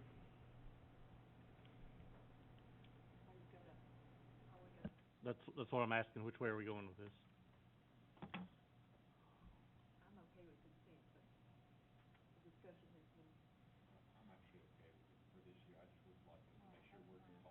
Okay, so we'll move it to consent then. All right. Now, the moment we've all been moving it to consent. So we will collect the information on fees collected for this last year and bring it back to you. Okay. Thank you. Mr. Perriman, how's your evening been? Talkative. Can you bring us an update on So how on things both, went? on both budgets, the 141 budget was kicked back to you at the same rate. However, they want it funded out of fund balance. I think Doug said a little over $4 million to fund the whole deficit. They did not take any pennies away. They approved the dollar amount, but they do not want to raise maintenance of effort. So they asked that on the 28th, on that voting night, you guys consider that, and it would go back to them on the 29th. So that was on the 141. On the capital project, again, they approved the $85 million and the 23-cent tax increase that goes along with it to go to the full commission on the night of the 29th. So there was a motion to drop it to 75 and take out the money for the Spring Hill High School renovation. That did not go anywhere, and they passed the full 85 on to the full commission, like I said, along with the 23-cent tax increase that would fund that. And this is a question for Jake, because I just want to be clear. That's not an option for them to do, is it? When we pass a budget or any kind of request, it's a yes or no, up or down. Am I misunderstanding that? I agree with you. They're advising you what they would accept, but they've rejected your budget. So functionally, what steps do we need to take on that? Again, they were good with the dollar amount. It's just the MOE versus the fund balance question, and they would prefer to give you the money on the back end and let you fund it out of fund balance. But the dollar amount that you sent to them, minus the $1, because as Mr. Fulbright knows, last time, that failed, and then in order to get it passed, they subtracted $1. I hate to bring it up again, but that's kind of my point here, is I don't think that's an option they have to do. Well, they have the option to reject our budget, which in essence they did. Yeah, I mean, that's a rejection. Oh, I mean, you guys either adapt to that or you Okay. don't. All right, I just want to make sure we're all on the same path there, because Yeah. it starts getting fuzzy when they start playing So with the numbers. what our procedure then will be to come back on the 28th with a new proposal, and we will decide at that point whether we're gonna vote on it or not. Well, no, we will vote on it, but whether we pass it or not, and then they will have it the next night, from my understanding. Schiffer's not here, but. They'll take it under consideration on the 29th at the budget committee meeting, and then there's a full commission meeting to follow. And so it would be at the full commission that night if you approve one and they approve it again and run through the hurdles. Okay. Ms. Kinzer? Jake, and I think we discussed this ahead of time, maybe I remember your answer, but they're essentially telling us how to use our fund balance to fund our budget, and that's, the law says they can't do that. Yeah, they're advising you of a budget that they would, and again, this was budget committee, so nothing's been passed by the commission. It hasn't officially been rejected. But I think what you're getting is an advisory opinion from budget committee that this is what they would like to see. Okay, yeah, and I'll follow up a little bit on that. I believe they did give suggestions on how to make that number still work? They agree with the total number. They do not wish to raise maintenance of effort. So that. Correct. They Okay. did not agree with revenue, but they did not take revenue They just want it to run into fund balance rather But than they be did give budgeted. some suggestions on what would be an advisable, acceptable way of doing this budget. Yes. Okay, thank you. Ms. Kinzer? Oh, I'm sorry, my light's still on, but I brought the law here, and I'm not gonna read it to you, but it, you know, the funding body must vote on the total budget up or down and allow the Board of Education to make changes, which we can do. But essentially, they are telling us to use that money for fund balance, and. Well, the budget committee has voted Yeah. it down. Mr. Moore? I mean, I guess I'm still a little fuzzy on what action exactly we're supposed to take here, 'cause it sounds like they passed it on out of one committee to another, which they should not have been able to do. They passed it back to themselves on the 29th. But again, I'm confused. As this body, it should either be a yes or a no. It was a no. Right. The current form of it was a no, correct? Okay, exactly. So it's gonna be incumbent upon us to bring back a new budget. And then they will say yes or no on the 29th. Well, but it wasn't, this was the budget committee. The budget committee has kicked it back to Yeah, us with a no. So essentially what will happen is you don't have a recommendation for the budget that you've approved, but if you don't do anything, I'm assuming the county commission would still vote on that budget? The statement they made is that they have to vote to move it on to It has to go through budget. to the full commission. Well, any commissioner could bring it back Well, up. they're not. Yeah, that's what I'm saying. I mean, nothing was done except you didn't get the recommendation of the budget committee tonight.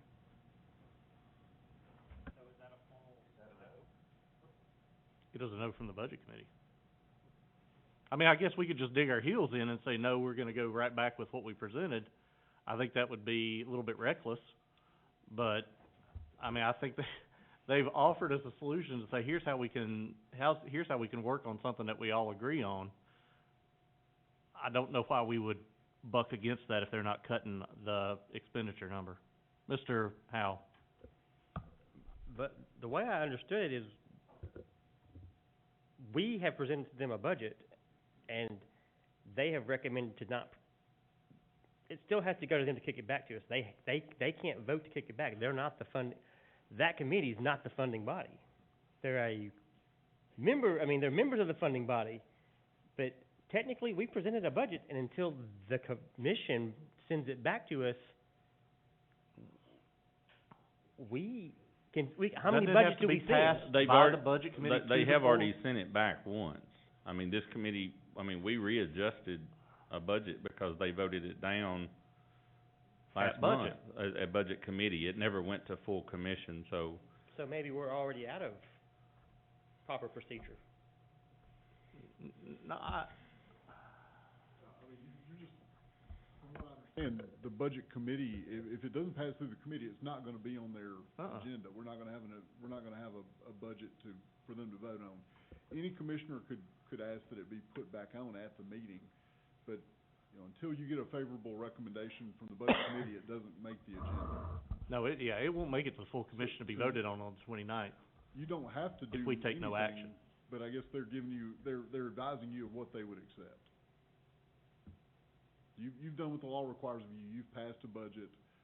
They have essentially rejected that or rejected it by committee.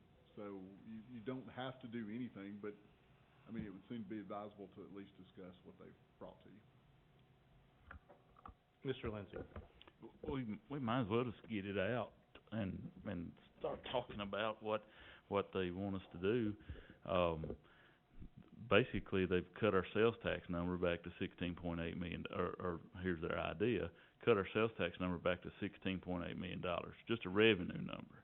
We're getting that sales tax money anyways, whether we get it, whether it goes into fund balance or whether it goes into the budget. That money, by law, comes to us. So they're okay with our expense number, so not touching our expenses.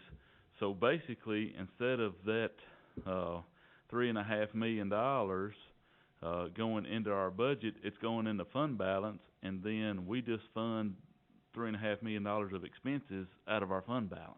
It's all on paper. It doesn't change anything. Not sure I agree with it, but it really doesn't change how we function at all. And I'm kinda, I'm not kinda, I am with Mr. Fulbright. Even though I don't totally agree with it, I also don't think that it's worth fighting over, because we're still getting our budget, we're still getting our expenditures, we're still getting the revenue, it's just going in a different pot. And then they'll have to approve a budget amendment, we'll have to approve a budget amendment at some point later in the year to take money out of fund balance to fund our expenditures. But the money's there, we're getting every dime we asked for, it's just falling in a different pot than we asked for it to go in. And again, not sure I agree with it, but at this point, I don't think it's worth fighting over. Ms. Parker? I'll try to keep this brief. I understand the discussion, but I will say that what bothers me every year is we don't do accurate budgeting. I mean, Doug really tried, I think, to do that. That was the whole purpose of, him looking at the leases for the copiers. But we just heard tonight that we're gonna have to pay for that out of fund balance. So the budget that we sent to them already, we already know we're gonna take out an extra amount of money if we were to approve that. That's what happens to us every year. So in their mind, it's just $4 million to cover it.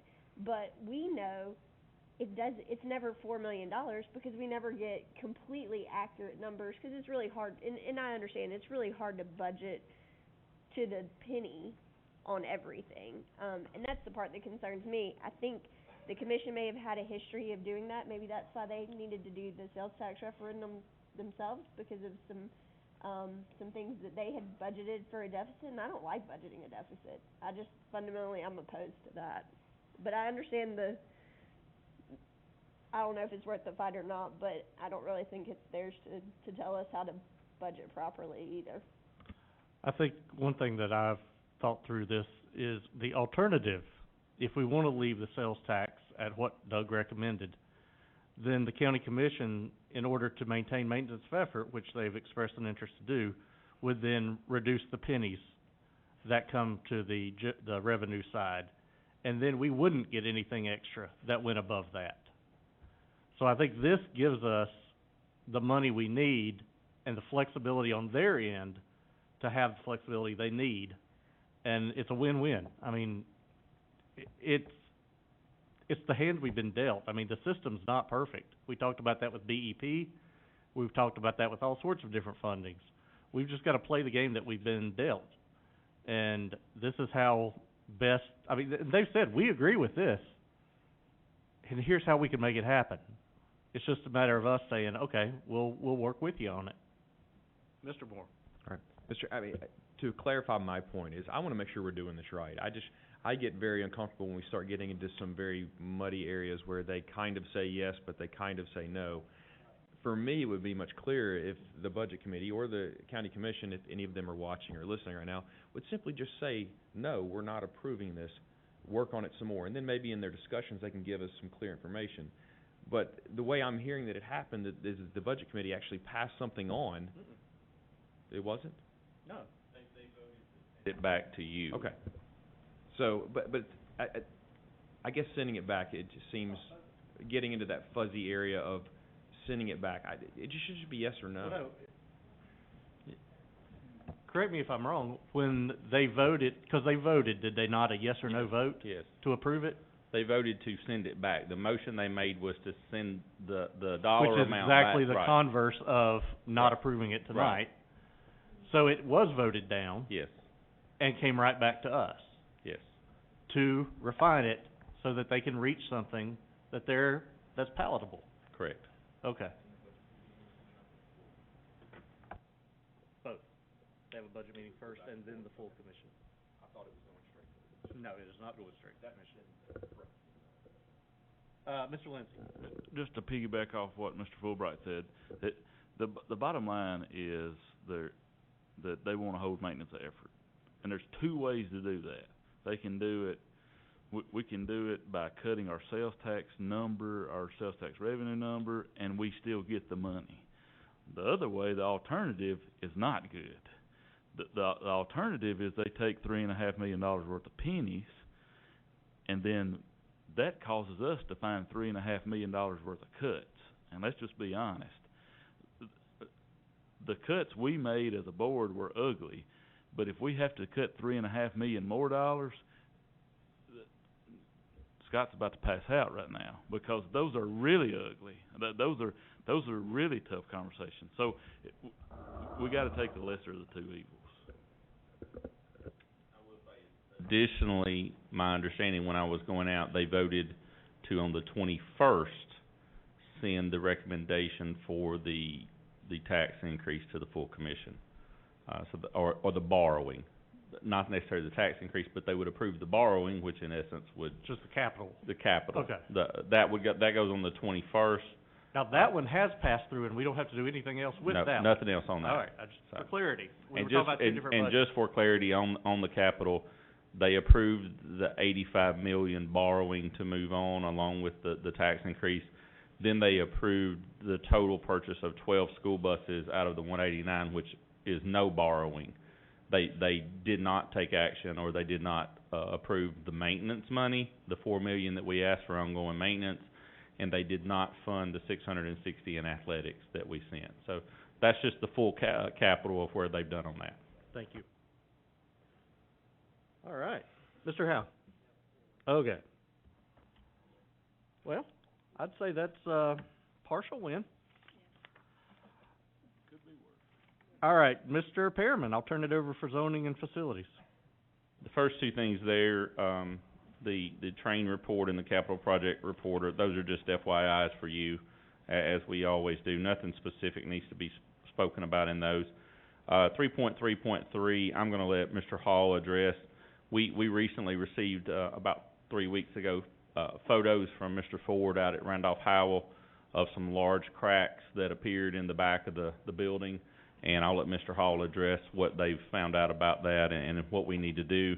3.3.3 is down as an emergency purchase, and we're doing that because we feel that if we had to bid this and go through that process, that with construction costs, we may not get an accurate bid that would hold to the time to do that, and we do not feel that this can be put off very long at all. But I'm gonna let him speak specifically to that.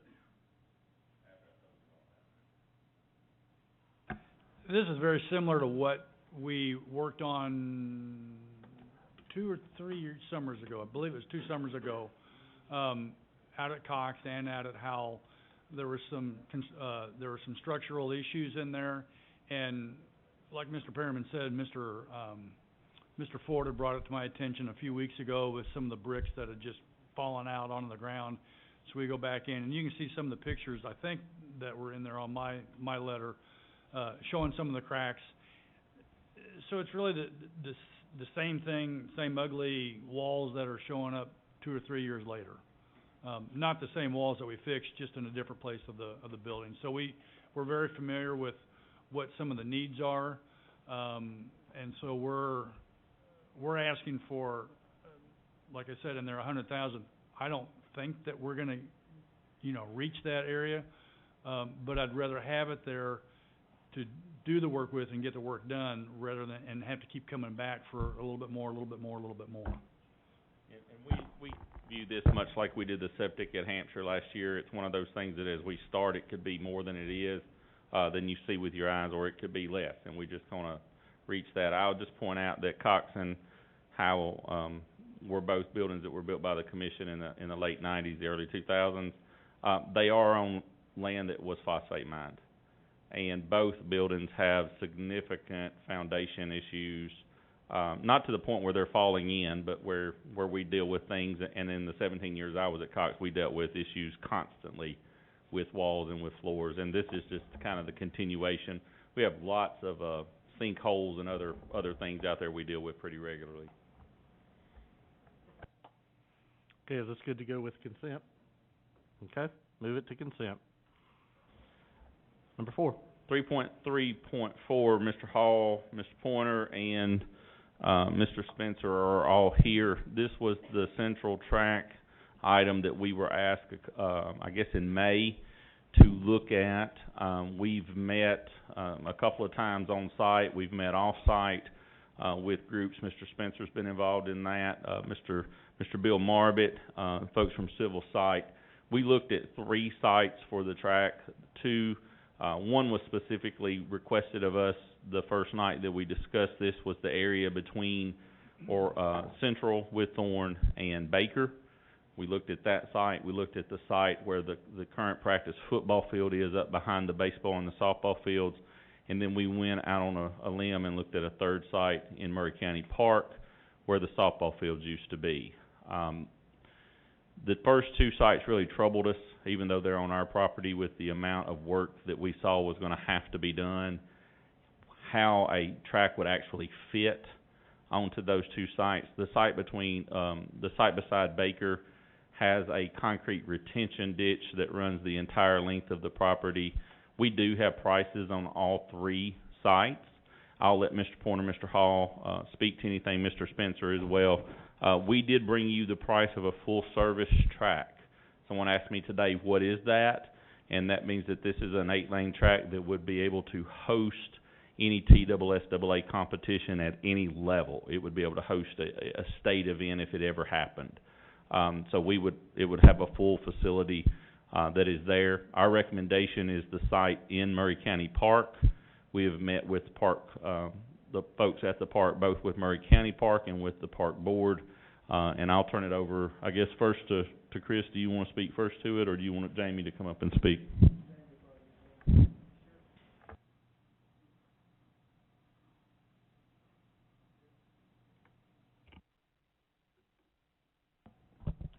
Hey guys, see everybody. Like Mr. Perryman said, we looked at all three locations. We met on site. We got your civil site design group, your civil engineer that has a contract with the county to assist us and evaluate these sites. The site number one between Whitthorne and Baker had approximately 22,000 cubic yards of earthwork required to put a full-size track there, not to mention the water and the drainage issues that we would have to convey there and get stormwater off of that site with that track there. We would also need to relocate the playground and the swing sets behind Baker on that. Based on the price that you have tonight on the third site at the park, to do a track there would have been $750,000 more on that site. The site behind the current Columbia Central baseball field required 11,440 cubic yards of earthwork. So 22,000 on the other one, 11,400 behind the current baseball field. So a little bit better, but we would have lost that practice football field that's back there now, and I guess a soccer field as well, right? Yeah, I misspoke, sorry. So we'd have to replace that, so that'd be another added expense to find a home for that. And we also thought it might be difficult to provide ADA parking for that particular location. So it brought us to the third site. By the way, that site was an additional $400,000 than the GMP that you're seeing tonight to do that one. So a little bit less than in between the other schools. Now, what we're talking about there is just dirt moving, getting the track ready. That's moving that that dirt, cut and fill, balancing the site. It's not cheap to build a regulation track is what we're finding out. This third site was the most efficient site based on everybody on the team that worked on this. Only 6,000 cubic yards of earthwork required, and it just kind of made the most sense. You have in front of you, you should have in front of you a GMP sheet and also the 2 pages provided to us by Ryan Moriarty at Game Time Sports Fields, who works hand in hand with Bill Marbett. And you can see the scope of work included in putting in that track. And I'm gladly answer any questions I can about that. And you can see that the price to put in the track and what all it includes. And there was conversations about possibly VEing some items in this track, guys. It got brought up about the bleachers. Were the bleachers necessary? The concrete pad that the bleachers go on. So I did have them price that and to pull it out if there was a conversation about getting this done any cheaper. That was the one thing that we did talk about VEing. And that would eliminate about $119,000. I have that number if anybody wants to do any calculations, but I know that that's needed and wanted. Just trying to figure out ways to keep this as cheap as possible, guys. But you can see his number, and then we also have a number for the equipment that would have to go along with it. Mr. Pointer pointed out, hey, if we get this, we're going to have things that go along with it. We've provided that price as well. All the pole vaulting stuff. Oh gosh, there's just a list of it you can see. So, and also a small building to store that stuff in. So just a kind of a lot has gone into this to prepare a number to slide across the table to the board for discussion, and I'm happy to answer any questions. I would say Doug wanted us to make sure to say to you that he knows this would be a fund balance, project, and he is comfortable. This was the last thing he told me when I left the commission room. He is comfortable even with the action of the commission tonight that there is money to do this. I wanna ask Chris, so, but they did not fund the $600,000 for the projects that we've got here. So that means that those projects that impact all the schools and bring them up to, I really have a problem, not only use a fund balance to that degree, but using that much money when we've got so many things that need to be done at other schools, just to bring them up to some sort of level. Not, I understand, and this board rejected doing this. We had the money to do it. You saved the money. There it was. It appeared before us. There was a plan, but we said no, and we gave the money back to commission. So, I know it's needed, but I think there are other things that are needed more, and so we're gonna have to think about using fund balance for those projects. I'm much more comfortable with using fund balance for that. I cannot vote to do this big a project out of fund balance. So, I have to agree with Ms. Kinzer. You know, Mr. Pointer has presented us a plan, 2 years ago now, 2 years ago? 3 years ago, I don't know, a while ago. Yeah, and at that point, it was a $15 million need across our entire county, and that ranges from bathrooms to sidewalks to bleachers to sprinkler system. I mean, it ranges the gamut from Title IX to ADA compliance to luxuries I call, wish list of what we need to, make our athletic facilities adequate. I was very hopeful that we could do this, but I was hopeful that we could do this at around $1 million, because that would still leave some money to spread around to the other existing needs that we have.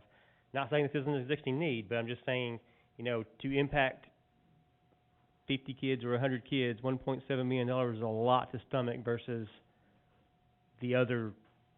I'm not sure how many students we're talking about, but there's 22 facilities that we are looking at. So I personally, I can't go with 1.7. I can't go with 1.5. I could go with $1 million, and I don't think that would get us a track.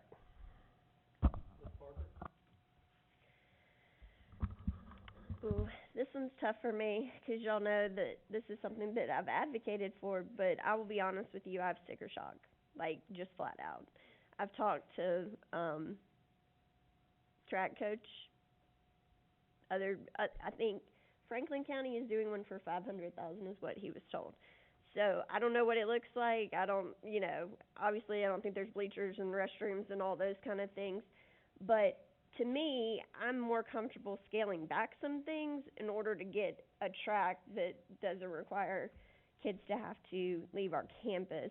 And then I'll also say $1.7 million to put a pool in my neighbor's yard, I just really struggle with that. To me, I know that we can potentially work out an agreement with the park service, but I don't know of any other school in this county that we would go and say, hey, we're gonna go build up the park. This is Columbia Central High School in Whitthorne, has about, 25% of our kids, and we're gonna say, we gotta go across the road and go put it on county property, because we didn't have the foresight to plan our facilities in a way that gives our kids what they need. So I kinda struggle with that. I would be curious, and I will say too, Mr. Pointer brought us a number, and then we get to Capitol, and it's brought to the commission, and the first thing that's said to them is, oh, we can take out the Capitol number for athletics. So, Mr. Perryman just reported back to us that $85 million doesn't cover athletics, even though that's something that we said a couple years ago that we were gonna prioritize, but our words and our actions don't add up. And then when I look at the priority list for other things within our district, I'm struggling with that too, because it's softball and baseball and football. I mean, you can go through it and look at it. Track has value to these schools as well. I just don't understand. Tennis. I'm looking at the tennis courts at Columbia Central or at Spring Hill High School, and they are a eyesore. We built a 45. How much did you build it for us for? Like $45 million for Central High School, and yeah, and it's not anywhere near where it needs to be for these students. And we can talk about these kids, but what Central is about to go and compete against, they won't face anybody else that doesn't have a track on campus or transportation to a track. So we are putting our kids behind the 8 ball. Never mind the fact that we didn't give them textbooks probably when they were in 5th grade or any of that stuff. We're trying to work through all that. But even from an athletic standpoint, we're still continuing to put our kids behind the 8 ball. So, I have sticker shock on this. I recognize that the track stuff itself, honestly, when you look at the breakdown on that, it's not that expensive. So, $87,000 for a lot of these pole vaults and hurdles and things like that? That's what I'm struggling with, the other stuff. And it'd be really helpful, I feel like, if we could see more of a breakdown for, I don't know what $22,000, whatever of dirt work, what that amounts to. I can imagine that it's a lot, but I don't know. And then when you add in theory, a $500,000 track on top of that, it's hard for me to get my head around these numbers just when you hear other places, and they're not starting off with completely flat surfaces either. So, now granted, they don't have a drainage ditch running through it, but, I recognize that. There we go.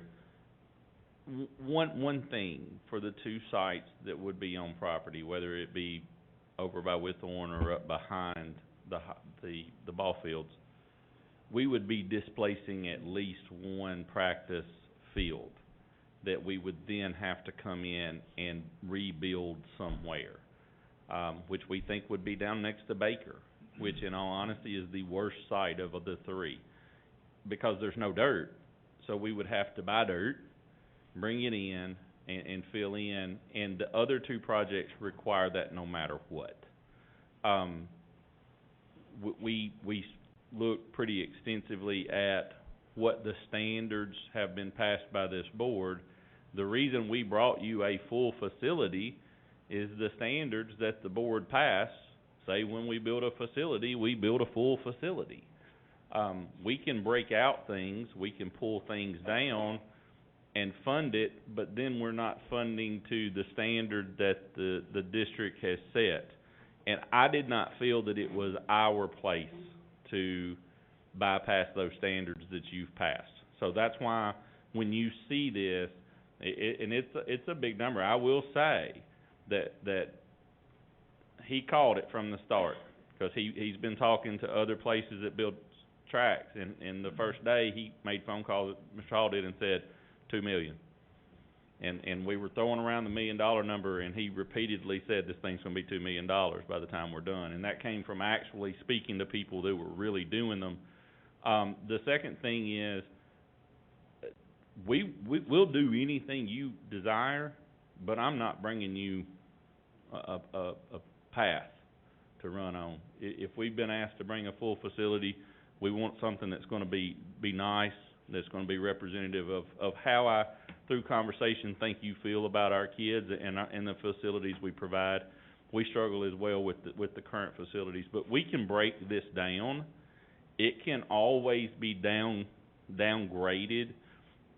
My biggest concern is, and this is just true, I don't think that we will be happy with a tract on our land at the Central High School property. I don't think if we build it behind the baseball field, or we put it over by Withorn, I don't think in the end we're gonna be happy with it.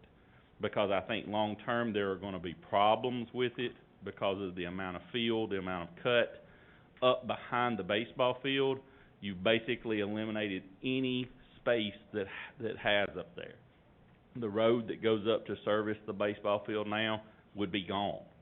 I mean, we would be from the back of the dugout to the property line to get this thing in. Over by Withorn, obviously the culvert runs through there, which would have some pretty major implications probably to the Baker site.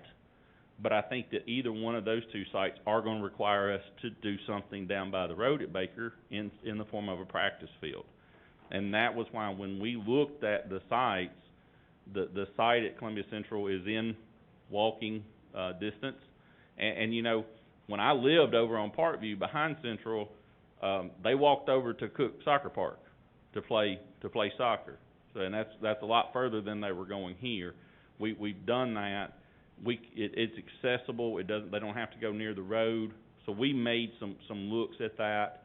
If one of the other sites had come back as the better site, we'd have been obviously that would have done. But we have, and I think I speak collectively for all four of us, major concerns about the other two sites.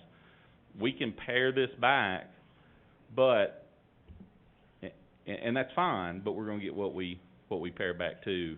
And if we want a competition track, or if we just want a practice track, that'll kind of be where you guys got us at this point. Or we house it and move on, whatever you decide. One thing that might be worth looking into, and I'm just thinking out loud right now, if this were to go on county property in the park, whether or not the tourism tax dollars that have to be spent on recreational and park improvements could somehow be applied. The county may not want to do that. I'm sure they wouldn't want to do that, but it would be a possibility. I mean, because it's like Ms. Parker said, it's an improvement to their property. It's not an improvement to our property. And I think we would work probably first and foremost with the park board, because I think they control it, and anything we do would work through them. I think the funding and the budgetary would come from the commission, obviously, but the park board, we could enter into an MOU with them. It would not be with the county itself. It would be with the park board. And we could enter on terms and work out terms between the two that would be beneficial to both of us. One thing too, the site over there is accessible by car. We could do parking that would be right at the site. We would not be able to do that up behind the ball fields. The second thing is they would be basically furnishing the restrooms, because there are restrooms right there at that facility. All right, Mr. Howe. So, Mr. Chairman, I know, Mr. Hall, I'm not talking to you. Y'all have done exactly what I want you to do. I don't want to piecemeal something together. I don't want to say, hey, we'll put 4 lanes and then, you know, I promise you next year we'll do phase 2 and it'll be, no, we won't. We won't. You know, it's taken, Keokuk has had a baseball field that is in large part been built by parents. Recently, the school system has put in lights and bleachers. But beyond that, beyond maintenance, you know, where they fix a pipe that burst in the bathroom or something like that, that entire athletic complex, soccer field included, concession stand included, was built by parents, was built by Keokuk. So, you know, I mean, and you're not talking like, you know, 50 kids, you're talking 100 kids, 200 kids that affects, that community decided that that's what they wanted to invest in. It's not a community, it's not a city, it's not an organization. It's parents coming together to do what they want to get done for their kids. So, I guess that's where I really have a problem is we've got these programs that we're asking parents across the county to fund and take care of and build on our property. So it is huge sticker shock. $1 million I could stomach for 50 kids, 100 kids, but I'll be honest with you, even $1 million, it wasn't going to be CHS track and field. It was going to be Murray County Public Schools track and field, and it was going to be scheduled by somebody who could give equitable access to any school that has a track and field program inside Murray County. I would not agree with it if it was Central track and field, because I'm sorry, I can't spend even just $1 million for 50 kids to have a track to run around. I'm making it sound trivial. It's not. I really appreciate what you've done. when we have programs that literally have been built from the ground up and have received pittance. So if you compare our fields, that was why I was so adamant about having Mr. Pointer create a level playing field. And that's what I expect. So, and we've only given, out of a $15 million plan 3 years ago, it's not $15 million. That's probably closer to $18, $20 million now in today's construction cost. And we have allocated a $500,000 towards that goal.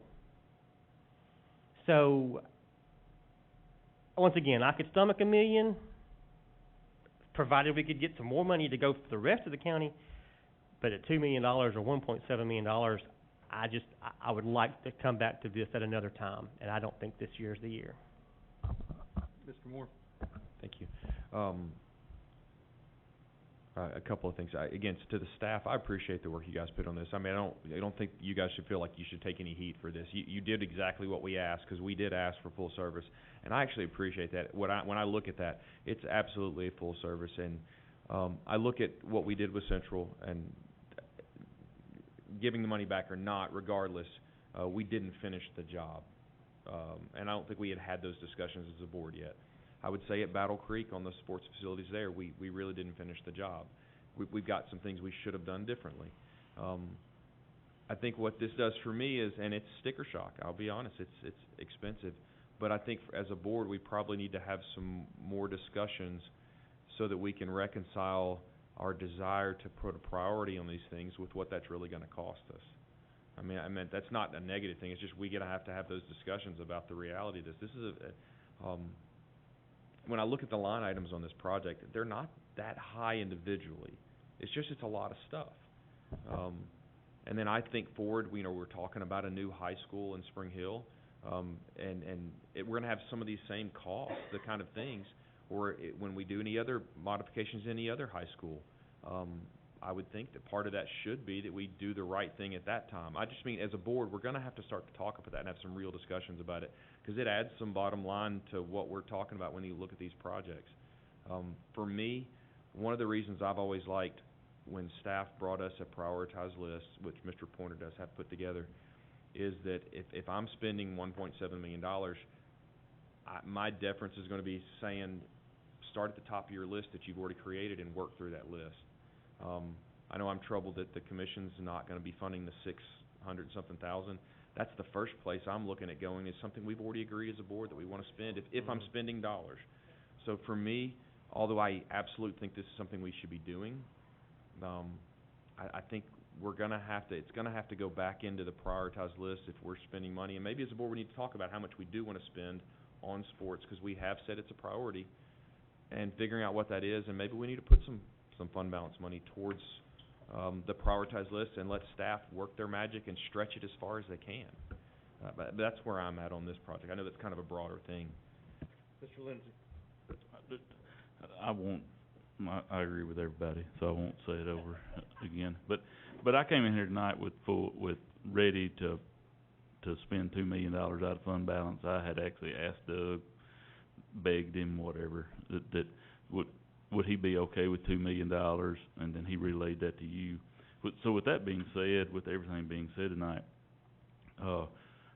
I realize I'm just one person, but I would personally like to see Mr. Pointer, Mr. Perriman, whomever, you guys get together and bring us back a prioritized list that is in the neighborhood of $2 million, and I would like to take that money out of fund balance now and start working on that list, and maybe bring us back a list that's more than $2 million. That way, if we find savings somewhere, as Mr. Howe said, that I wasn't on the board at the time, but you guys presented a list that was $15 million, whatever it may be. So obviously we have more needs than $2 million worth. $2 million is just a budget number that I'm comfortable taking out of fund balance, Doug's comfortable with. So if you guys could bring that back, that would be my hope, that we could start eating that elephant with $2 million worth, and just and I trust you guys to create that list. I also realize that my list wouldn't look like your list, you know, and any of us could say that, you know, my priorities wouldn't be, so I trust you guys' priority, and I can sit here and tell you, I won't nitpick it. You bring me a list, personally, I won't nitpick it, and I want us to move forward, with athletic facilities in some way, so, that's just my request, and, Yeah, we can provide that to you. You want it by the school board meeting, you want that list? Probably work session, I would think, in July. Whenever you want it, we can provide you that list. I'm gonna, like, take it up with the board, but I don't know if anybody else. And we could prioritize that much like we have done the EMG list in the past, where we give you the projects and rely on Chris and everybody, to the athletic directors, to say, this is the first, these are our top priorities, and go down. I will say this, and I think I would be remiss not to say it to this board, and look, I'm great with that. I do want to point out that the commission did not give us any maintenance money for our facilities for this upcoming year. None. We have about 200,000 left. So at some point, and look, I've told you my stories of building of dugouts and fences and everything. I'm all about the athletics. I would be remiss as the operations person to not tell you on the front end, we're going to have some maintenance money before next year's over. And you decide if the $2 million's good, that's great, but we're still going to have projects where we have to come back that are emergency, and we have no money to do anything that's not an emergency.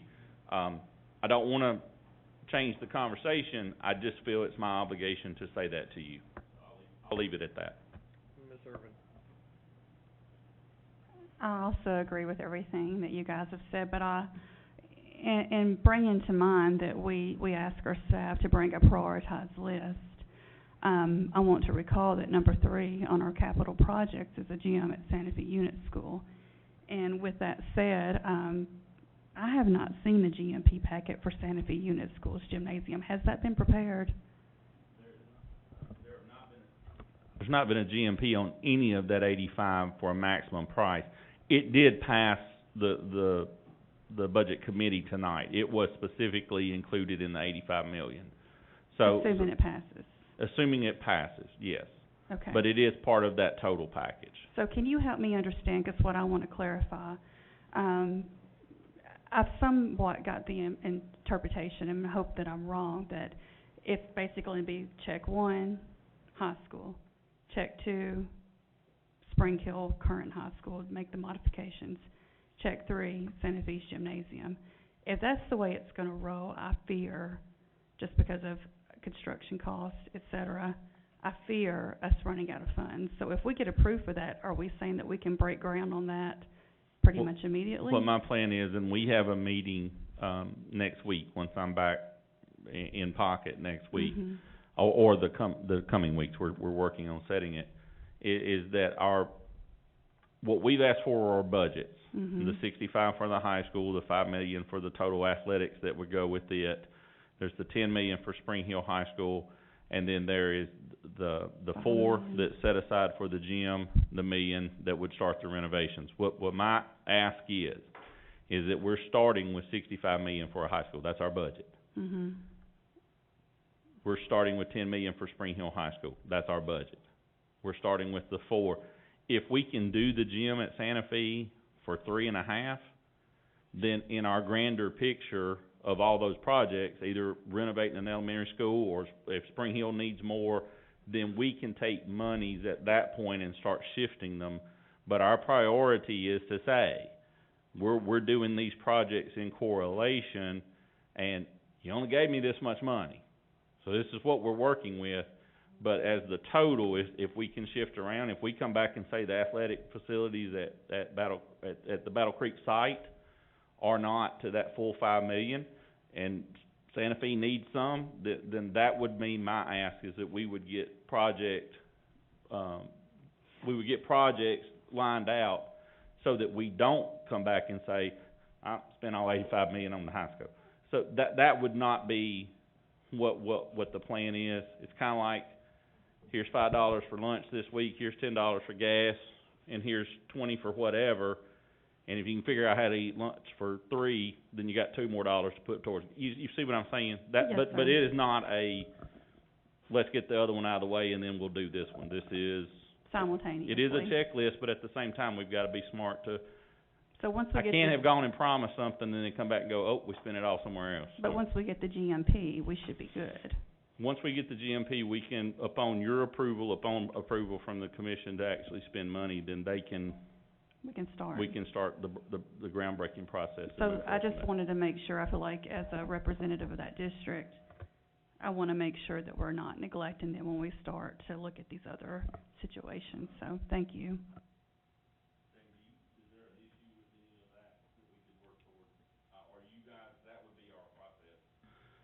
I mean, if anybody has an issue, please let me know and but it would be, you know, we're gonna go to Mount Pleasant Elementary first and say, this is what we wanna do, get the cost on it. If it's not a certain amount, that either can fall back in the total budget, or we go to Joseph Brown. And that would be just trying to be fair to everybody that has been mentioned in this conversation. Ms. Parker? I really want us to get away from this whole, like, somebody built fields, somebody built dugouts, somebody built, we're talking about $1.7 million. Like, you tell me what kid can go and sell cookie dough and raise $1.7 million. We've got to get away from that thought. And I think Marlene is a perfect example, because I think Santa Fe's been asking for an auxiliary gym for 20 years. So for 20 years, those kids have not had what they needed. So at some point, we have to figure out a way to get this money in here. And part of it, again, it comes back to budgeting, because when we send a budget to the commission, and we don't put what we need is from a maintenance of our operations, and I'm all about the schools, but there's a lot of value that is not in the classroom, and that these kids get.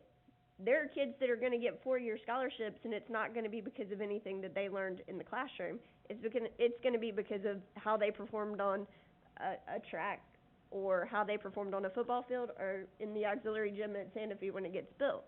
So we, I feel like, have to figure out a way to get some of that extra money to serve these kids. One thing I would like to see us do, and I spoke with Doug about this, but part of that sales tax referendum that went through, there is an increase that is going to the cities, and the city of Mount Pleasant has generously given that money back. When I spoke to Doug, he said that that money is going towards debt service. To me, that money could go back and fund projects specifically at Mount Pleasant, so that there is an incentive for these cities to put their money back into our schools. And I'd like to see us come up with a plan for how, how we could reach out to those cities to say, look, you guys have this much generated, we can get this much in, we can spend that money and leverage it with borrowing or whatnot. And we can, I wanna say, when I spoke to Doug, and he may get mad at me for saying this, but Schiffer's not here to shut me up, so, I'm gonna say it, but the city of Columbia is getting an extra $2.5 million, that with the borrowing, they potentially could put another $35 million into our schools. So, even if you don't like where it is between Whitthorne and Central, I bet that whole drainage thing is not as big of an issue when you're talking about putting that money, when you're talking about $35 million as opposed to trying to stretch $2 million. So, I think that we need to really try to look at talking to those municipalities, because I personally feel like there was some false advertising that went into that sales tax referendum, and I would like to see that money go back to our schools, which is what I think the voters intended.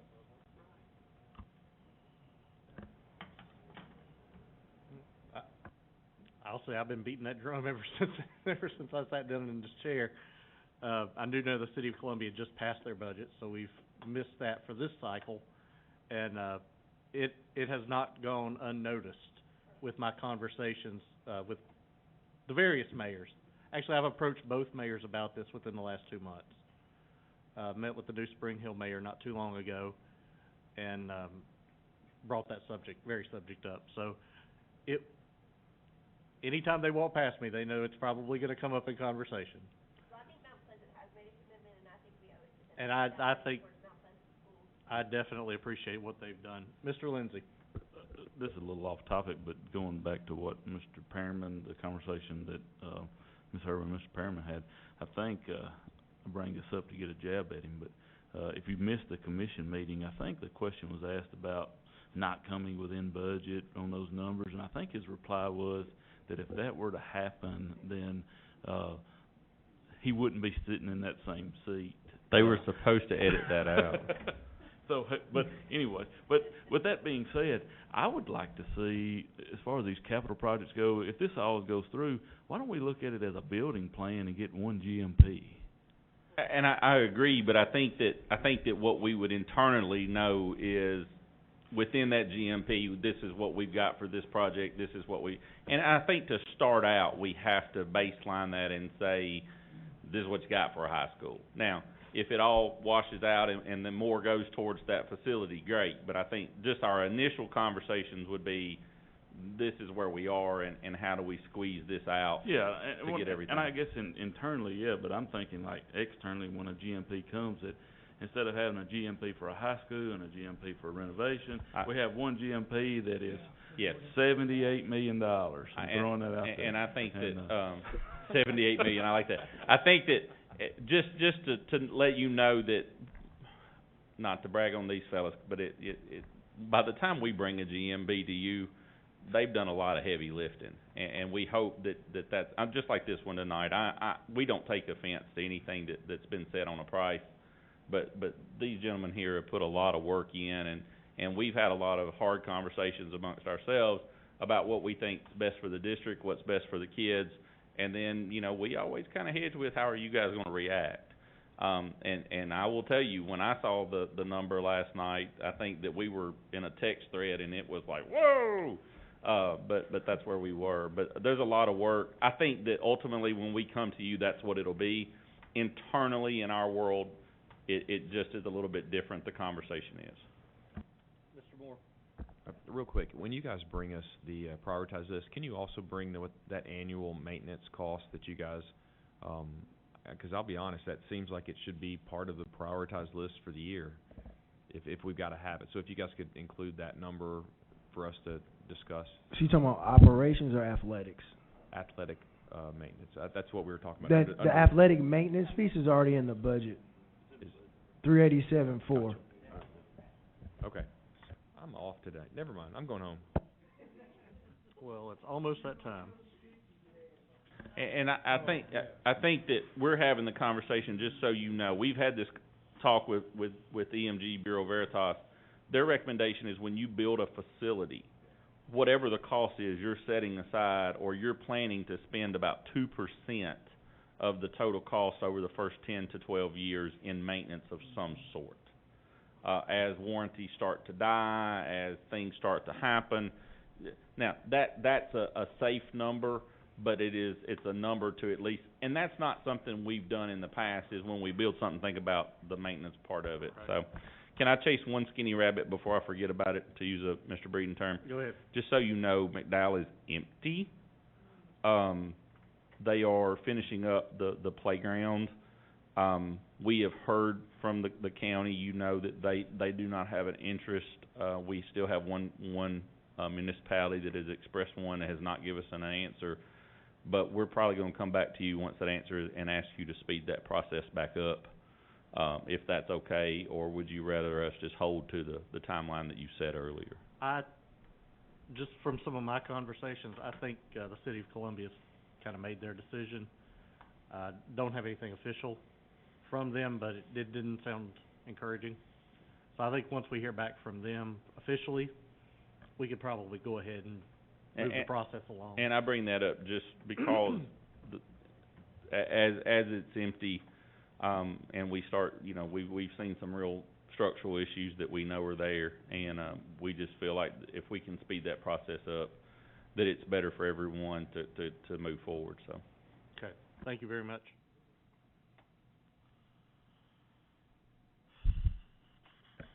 Number 5. One last question before we move on. I apologize. Yeah. When do you all want that list? We never settled on exactly when you wanted it.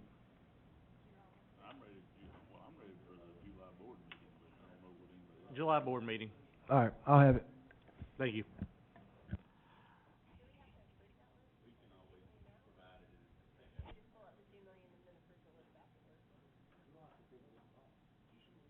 They're bringing us the list on the board meeting.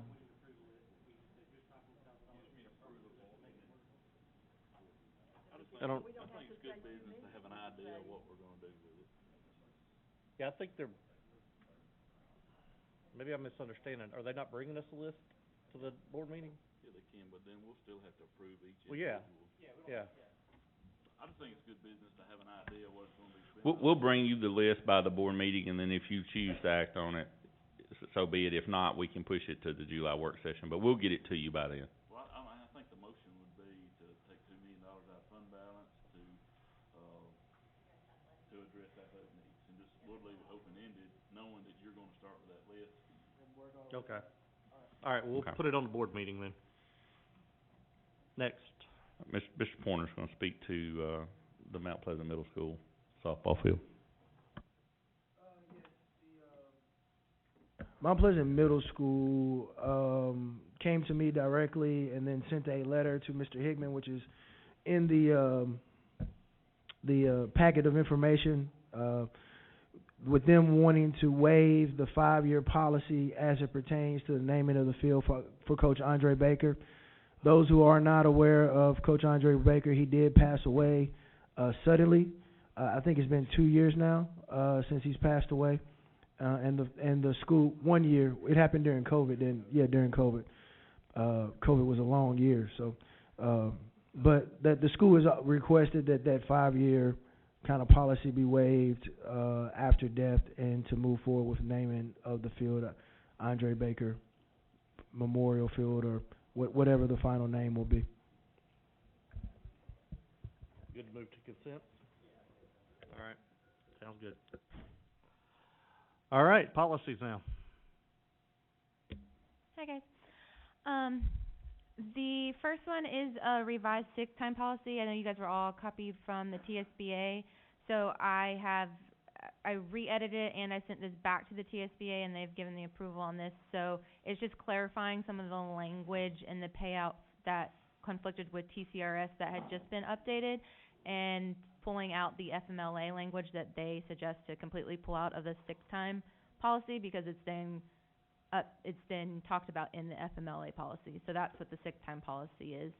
So it's just updates that I've already sent to the TSBA with this current final draft that's on here, and they've approved that. So if you all would approve it, then there's no issues with that one. Okay. And the FMLA policy is the same, that once they sent the sick leave policy, they sent their FMLA, and so I updated that with some things. Now the revised handbook, I know we've talked about this a lot. I've also talked with the TSBA. They suggest that handbooks actually aren't board approved. They're procedural in nature.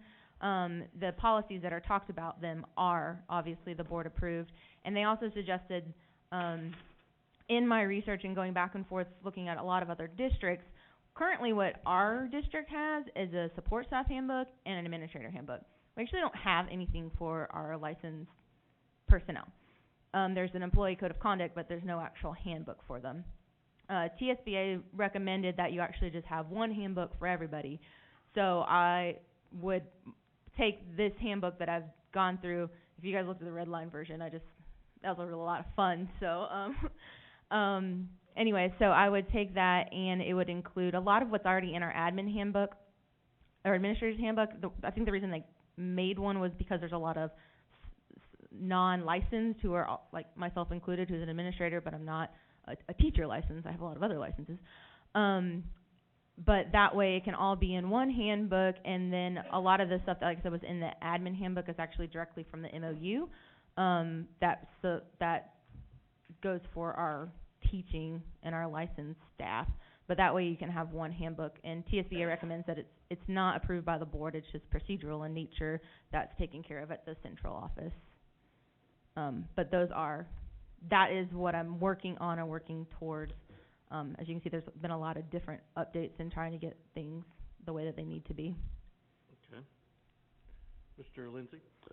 Question on the sick leave policy, make sure that I understand it.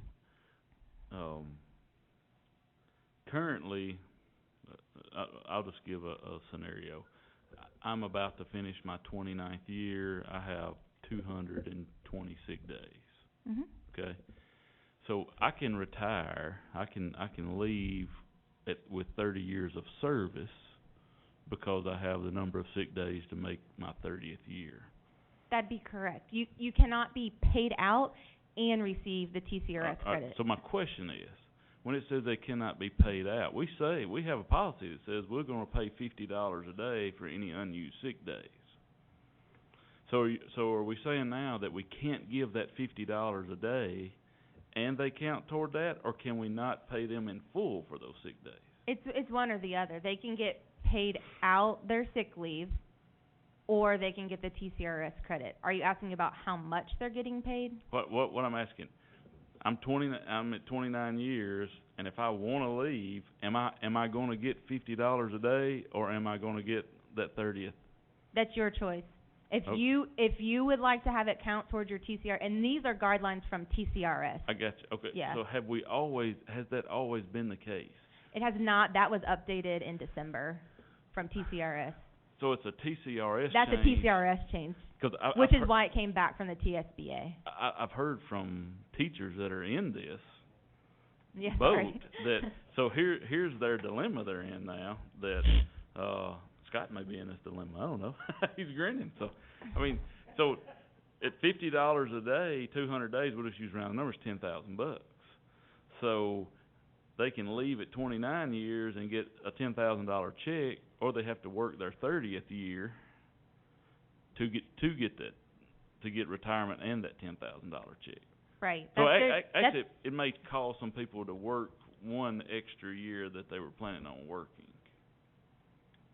Yeah, but yes, that's correct. But those are the guidelines we have to follow. Like, we can't make those up. Like, that's why the TSB sent it back and said, the language you have is not clear and it's in conflict with the law if this is how it's, like, with the TCRS.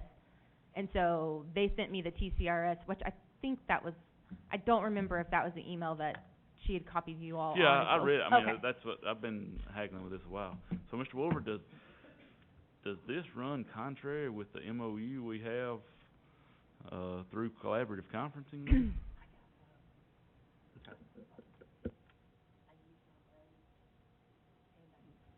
Give me some time and let me double check that.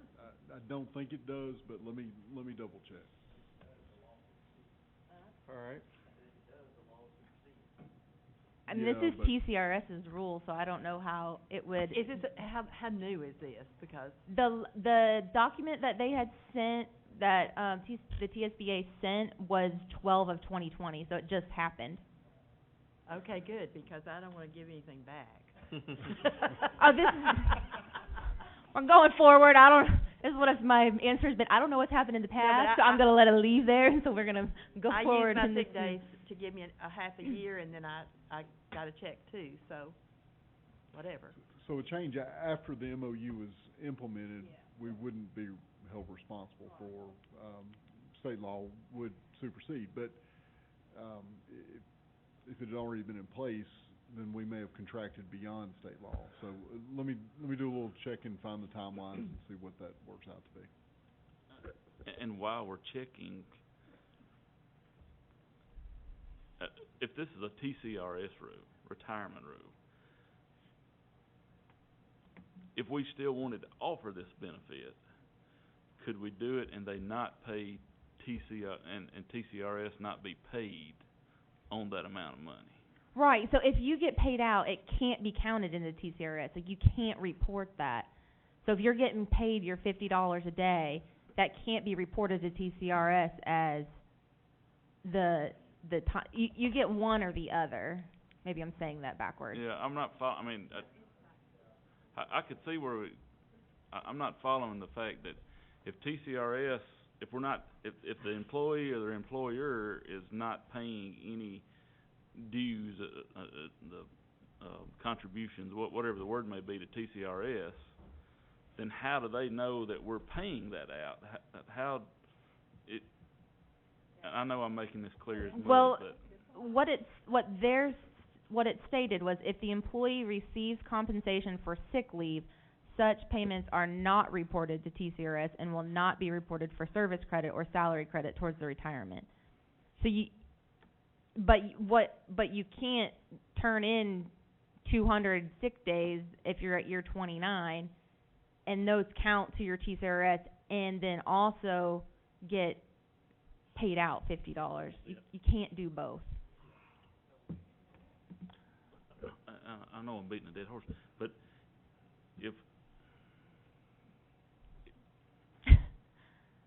if it's not counted toward their TCRS account, how does TCRS know that we paid them for it?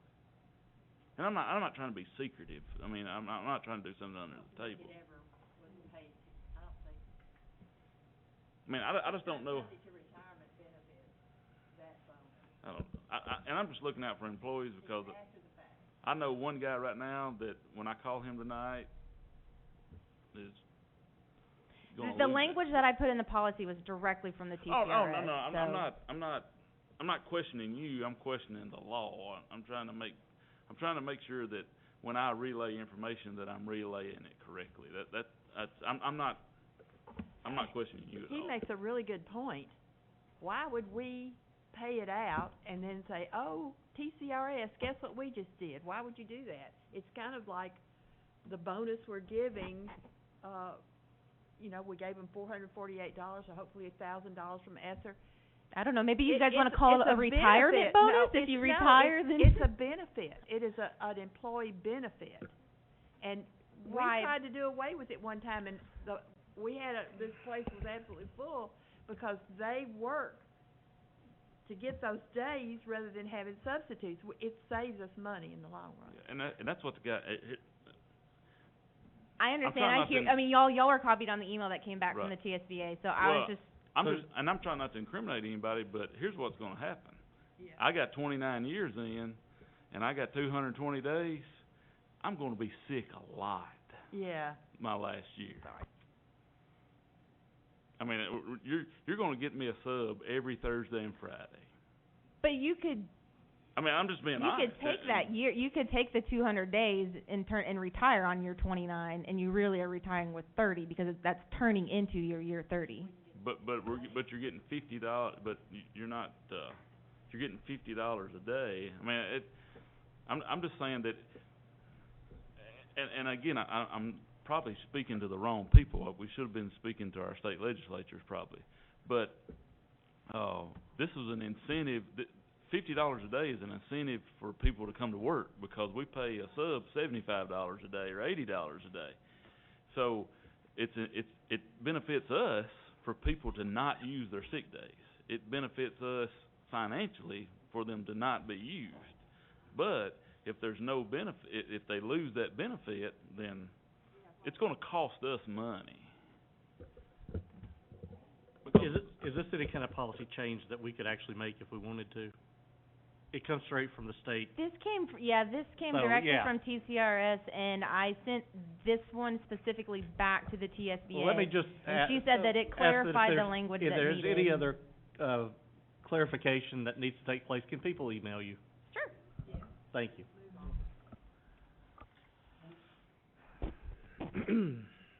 So do we want to put all of these on consent agenda? Yes. Okay.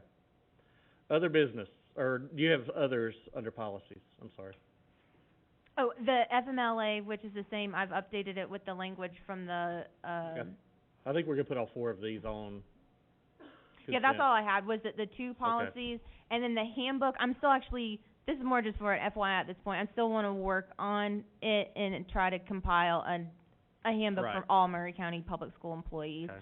And just as an FYI, I sat in the legislative update through TSBA the other day, and I believe I counted correctly, there are 20 policy updates, and they've recommended that they all go on the July board meeting, and for you all to, I'll work on those and get those posted.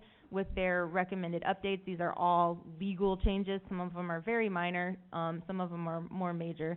And what they suggest is to a motion to suspend the 2-time reading and for it just to be passed a first and past reading so that we can get those passed at the beginning of July, since a lot of those actually go into effect July 1. That sounds good.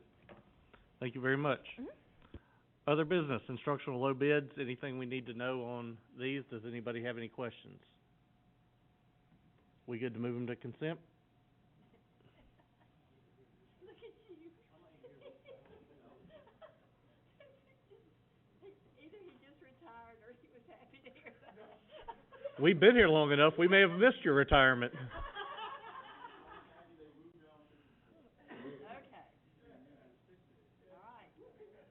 All right, so is that agreeable? We'll move them to consent. All right.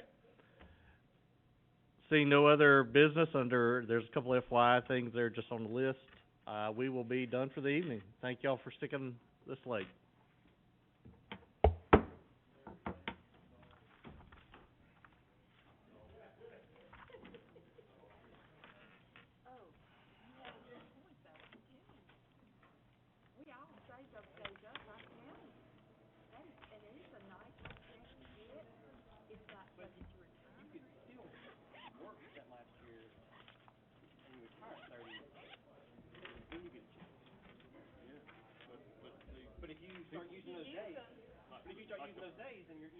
The person I'm talking about has worked 27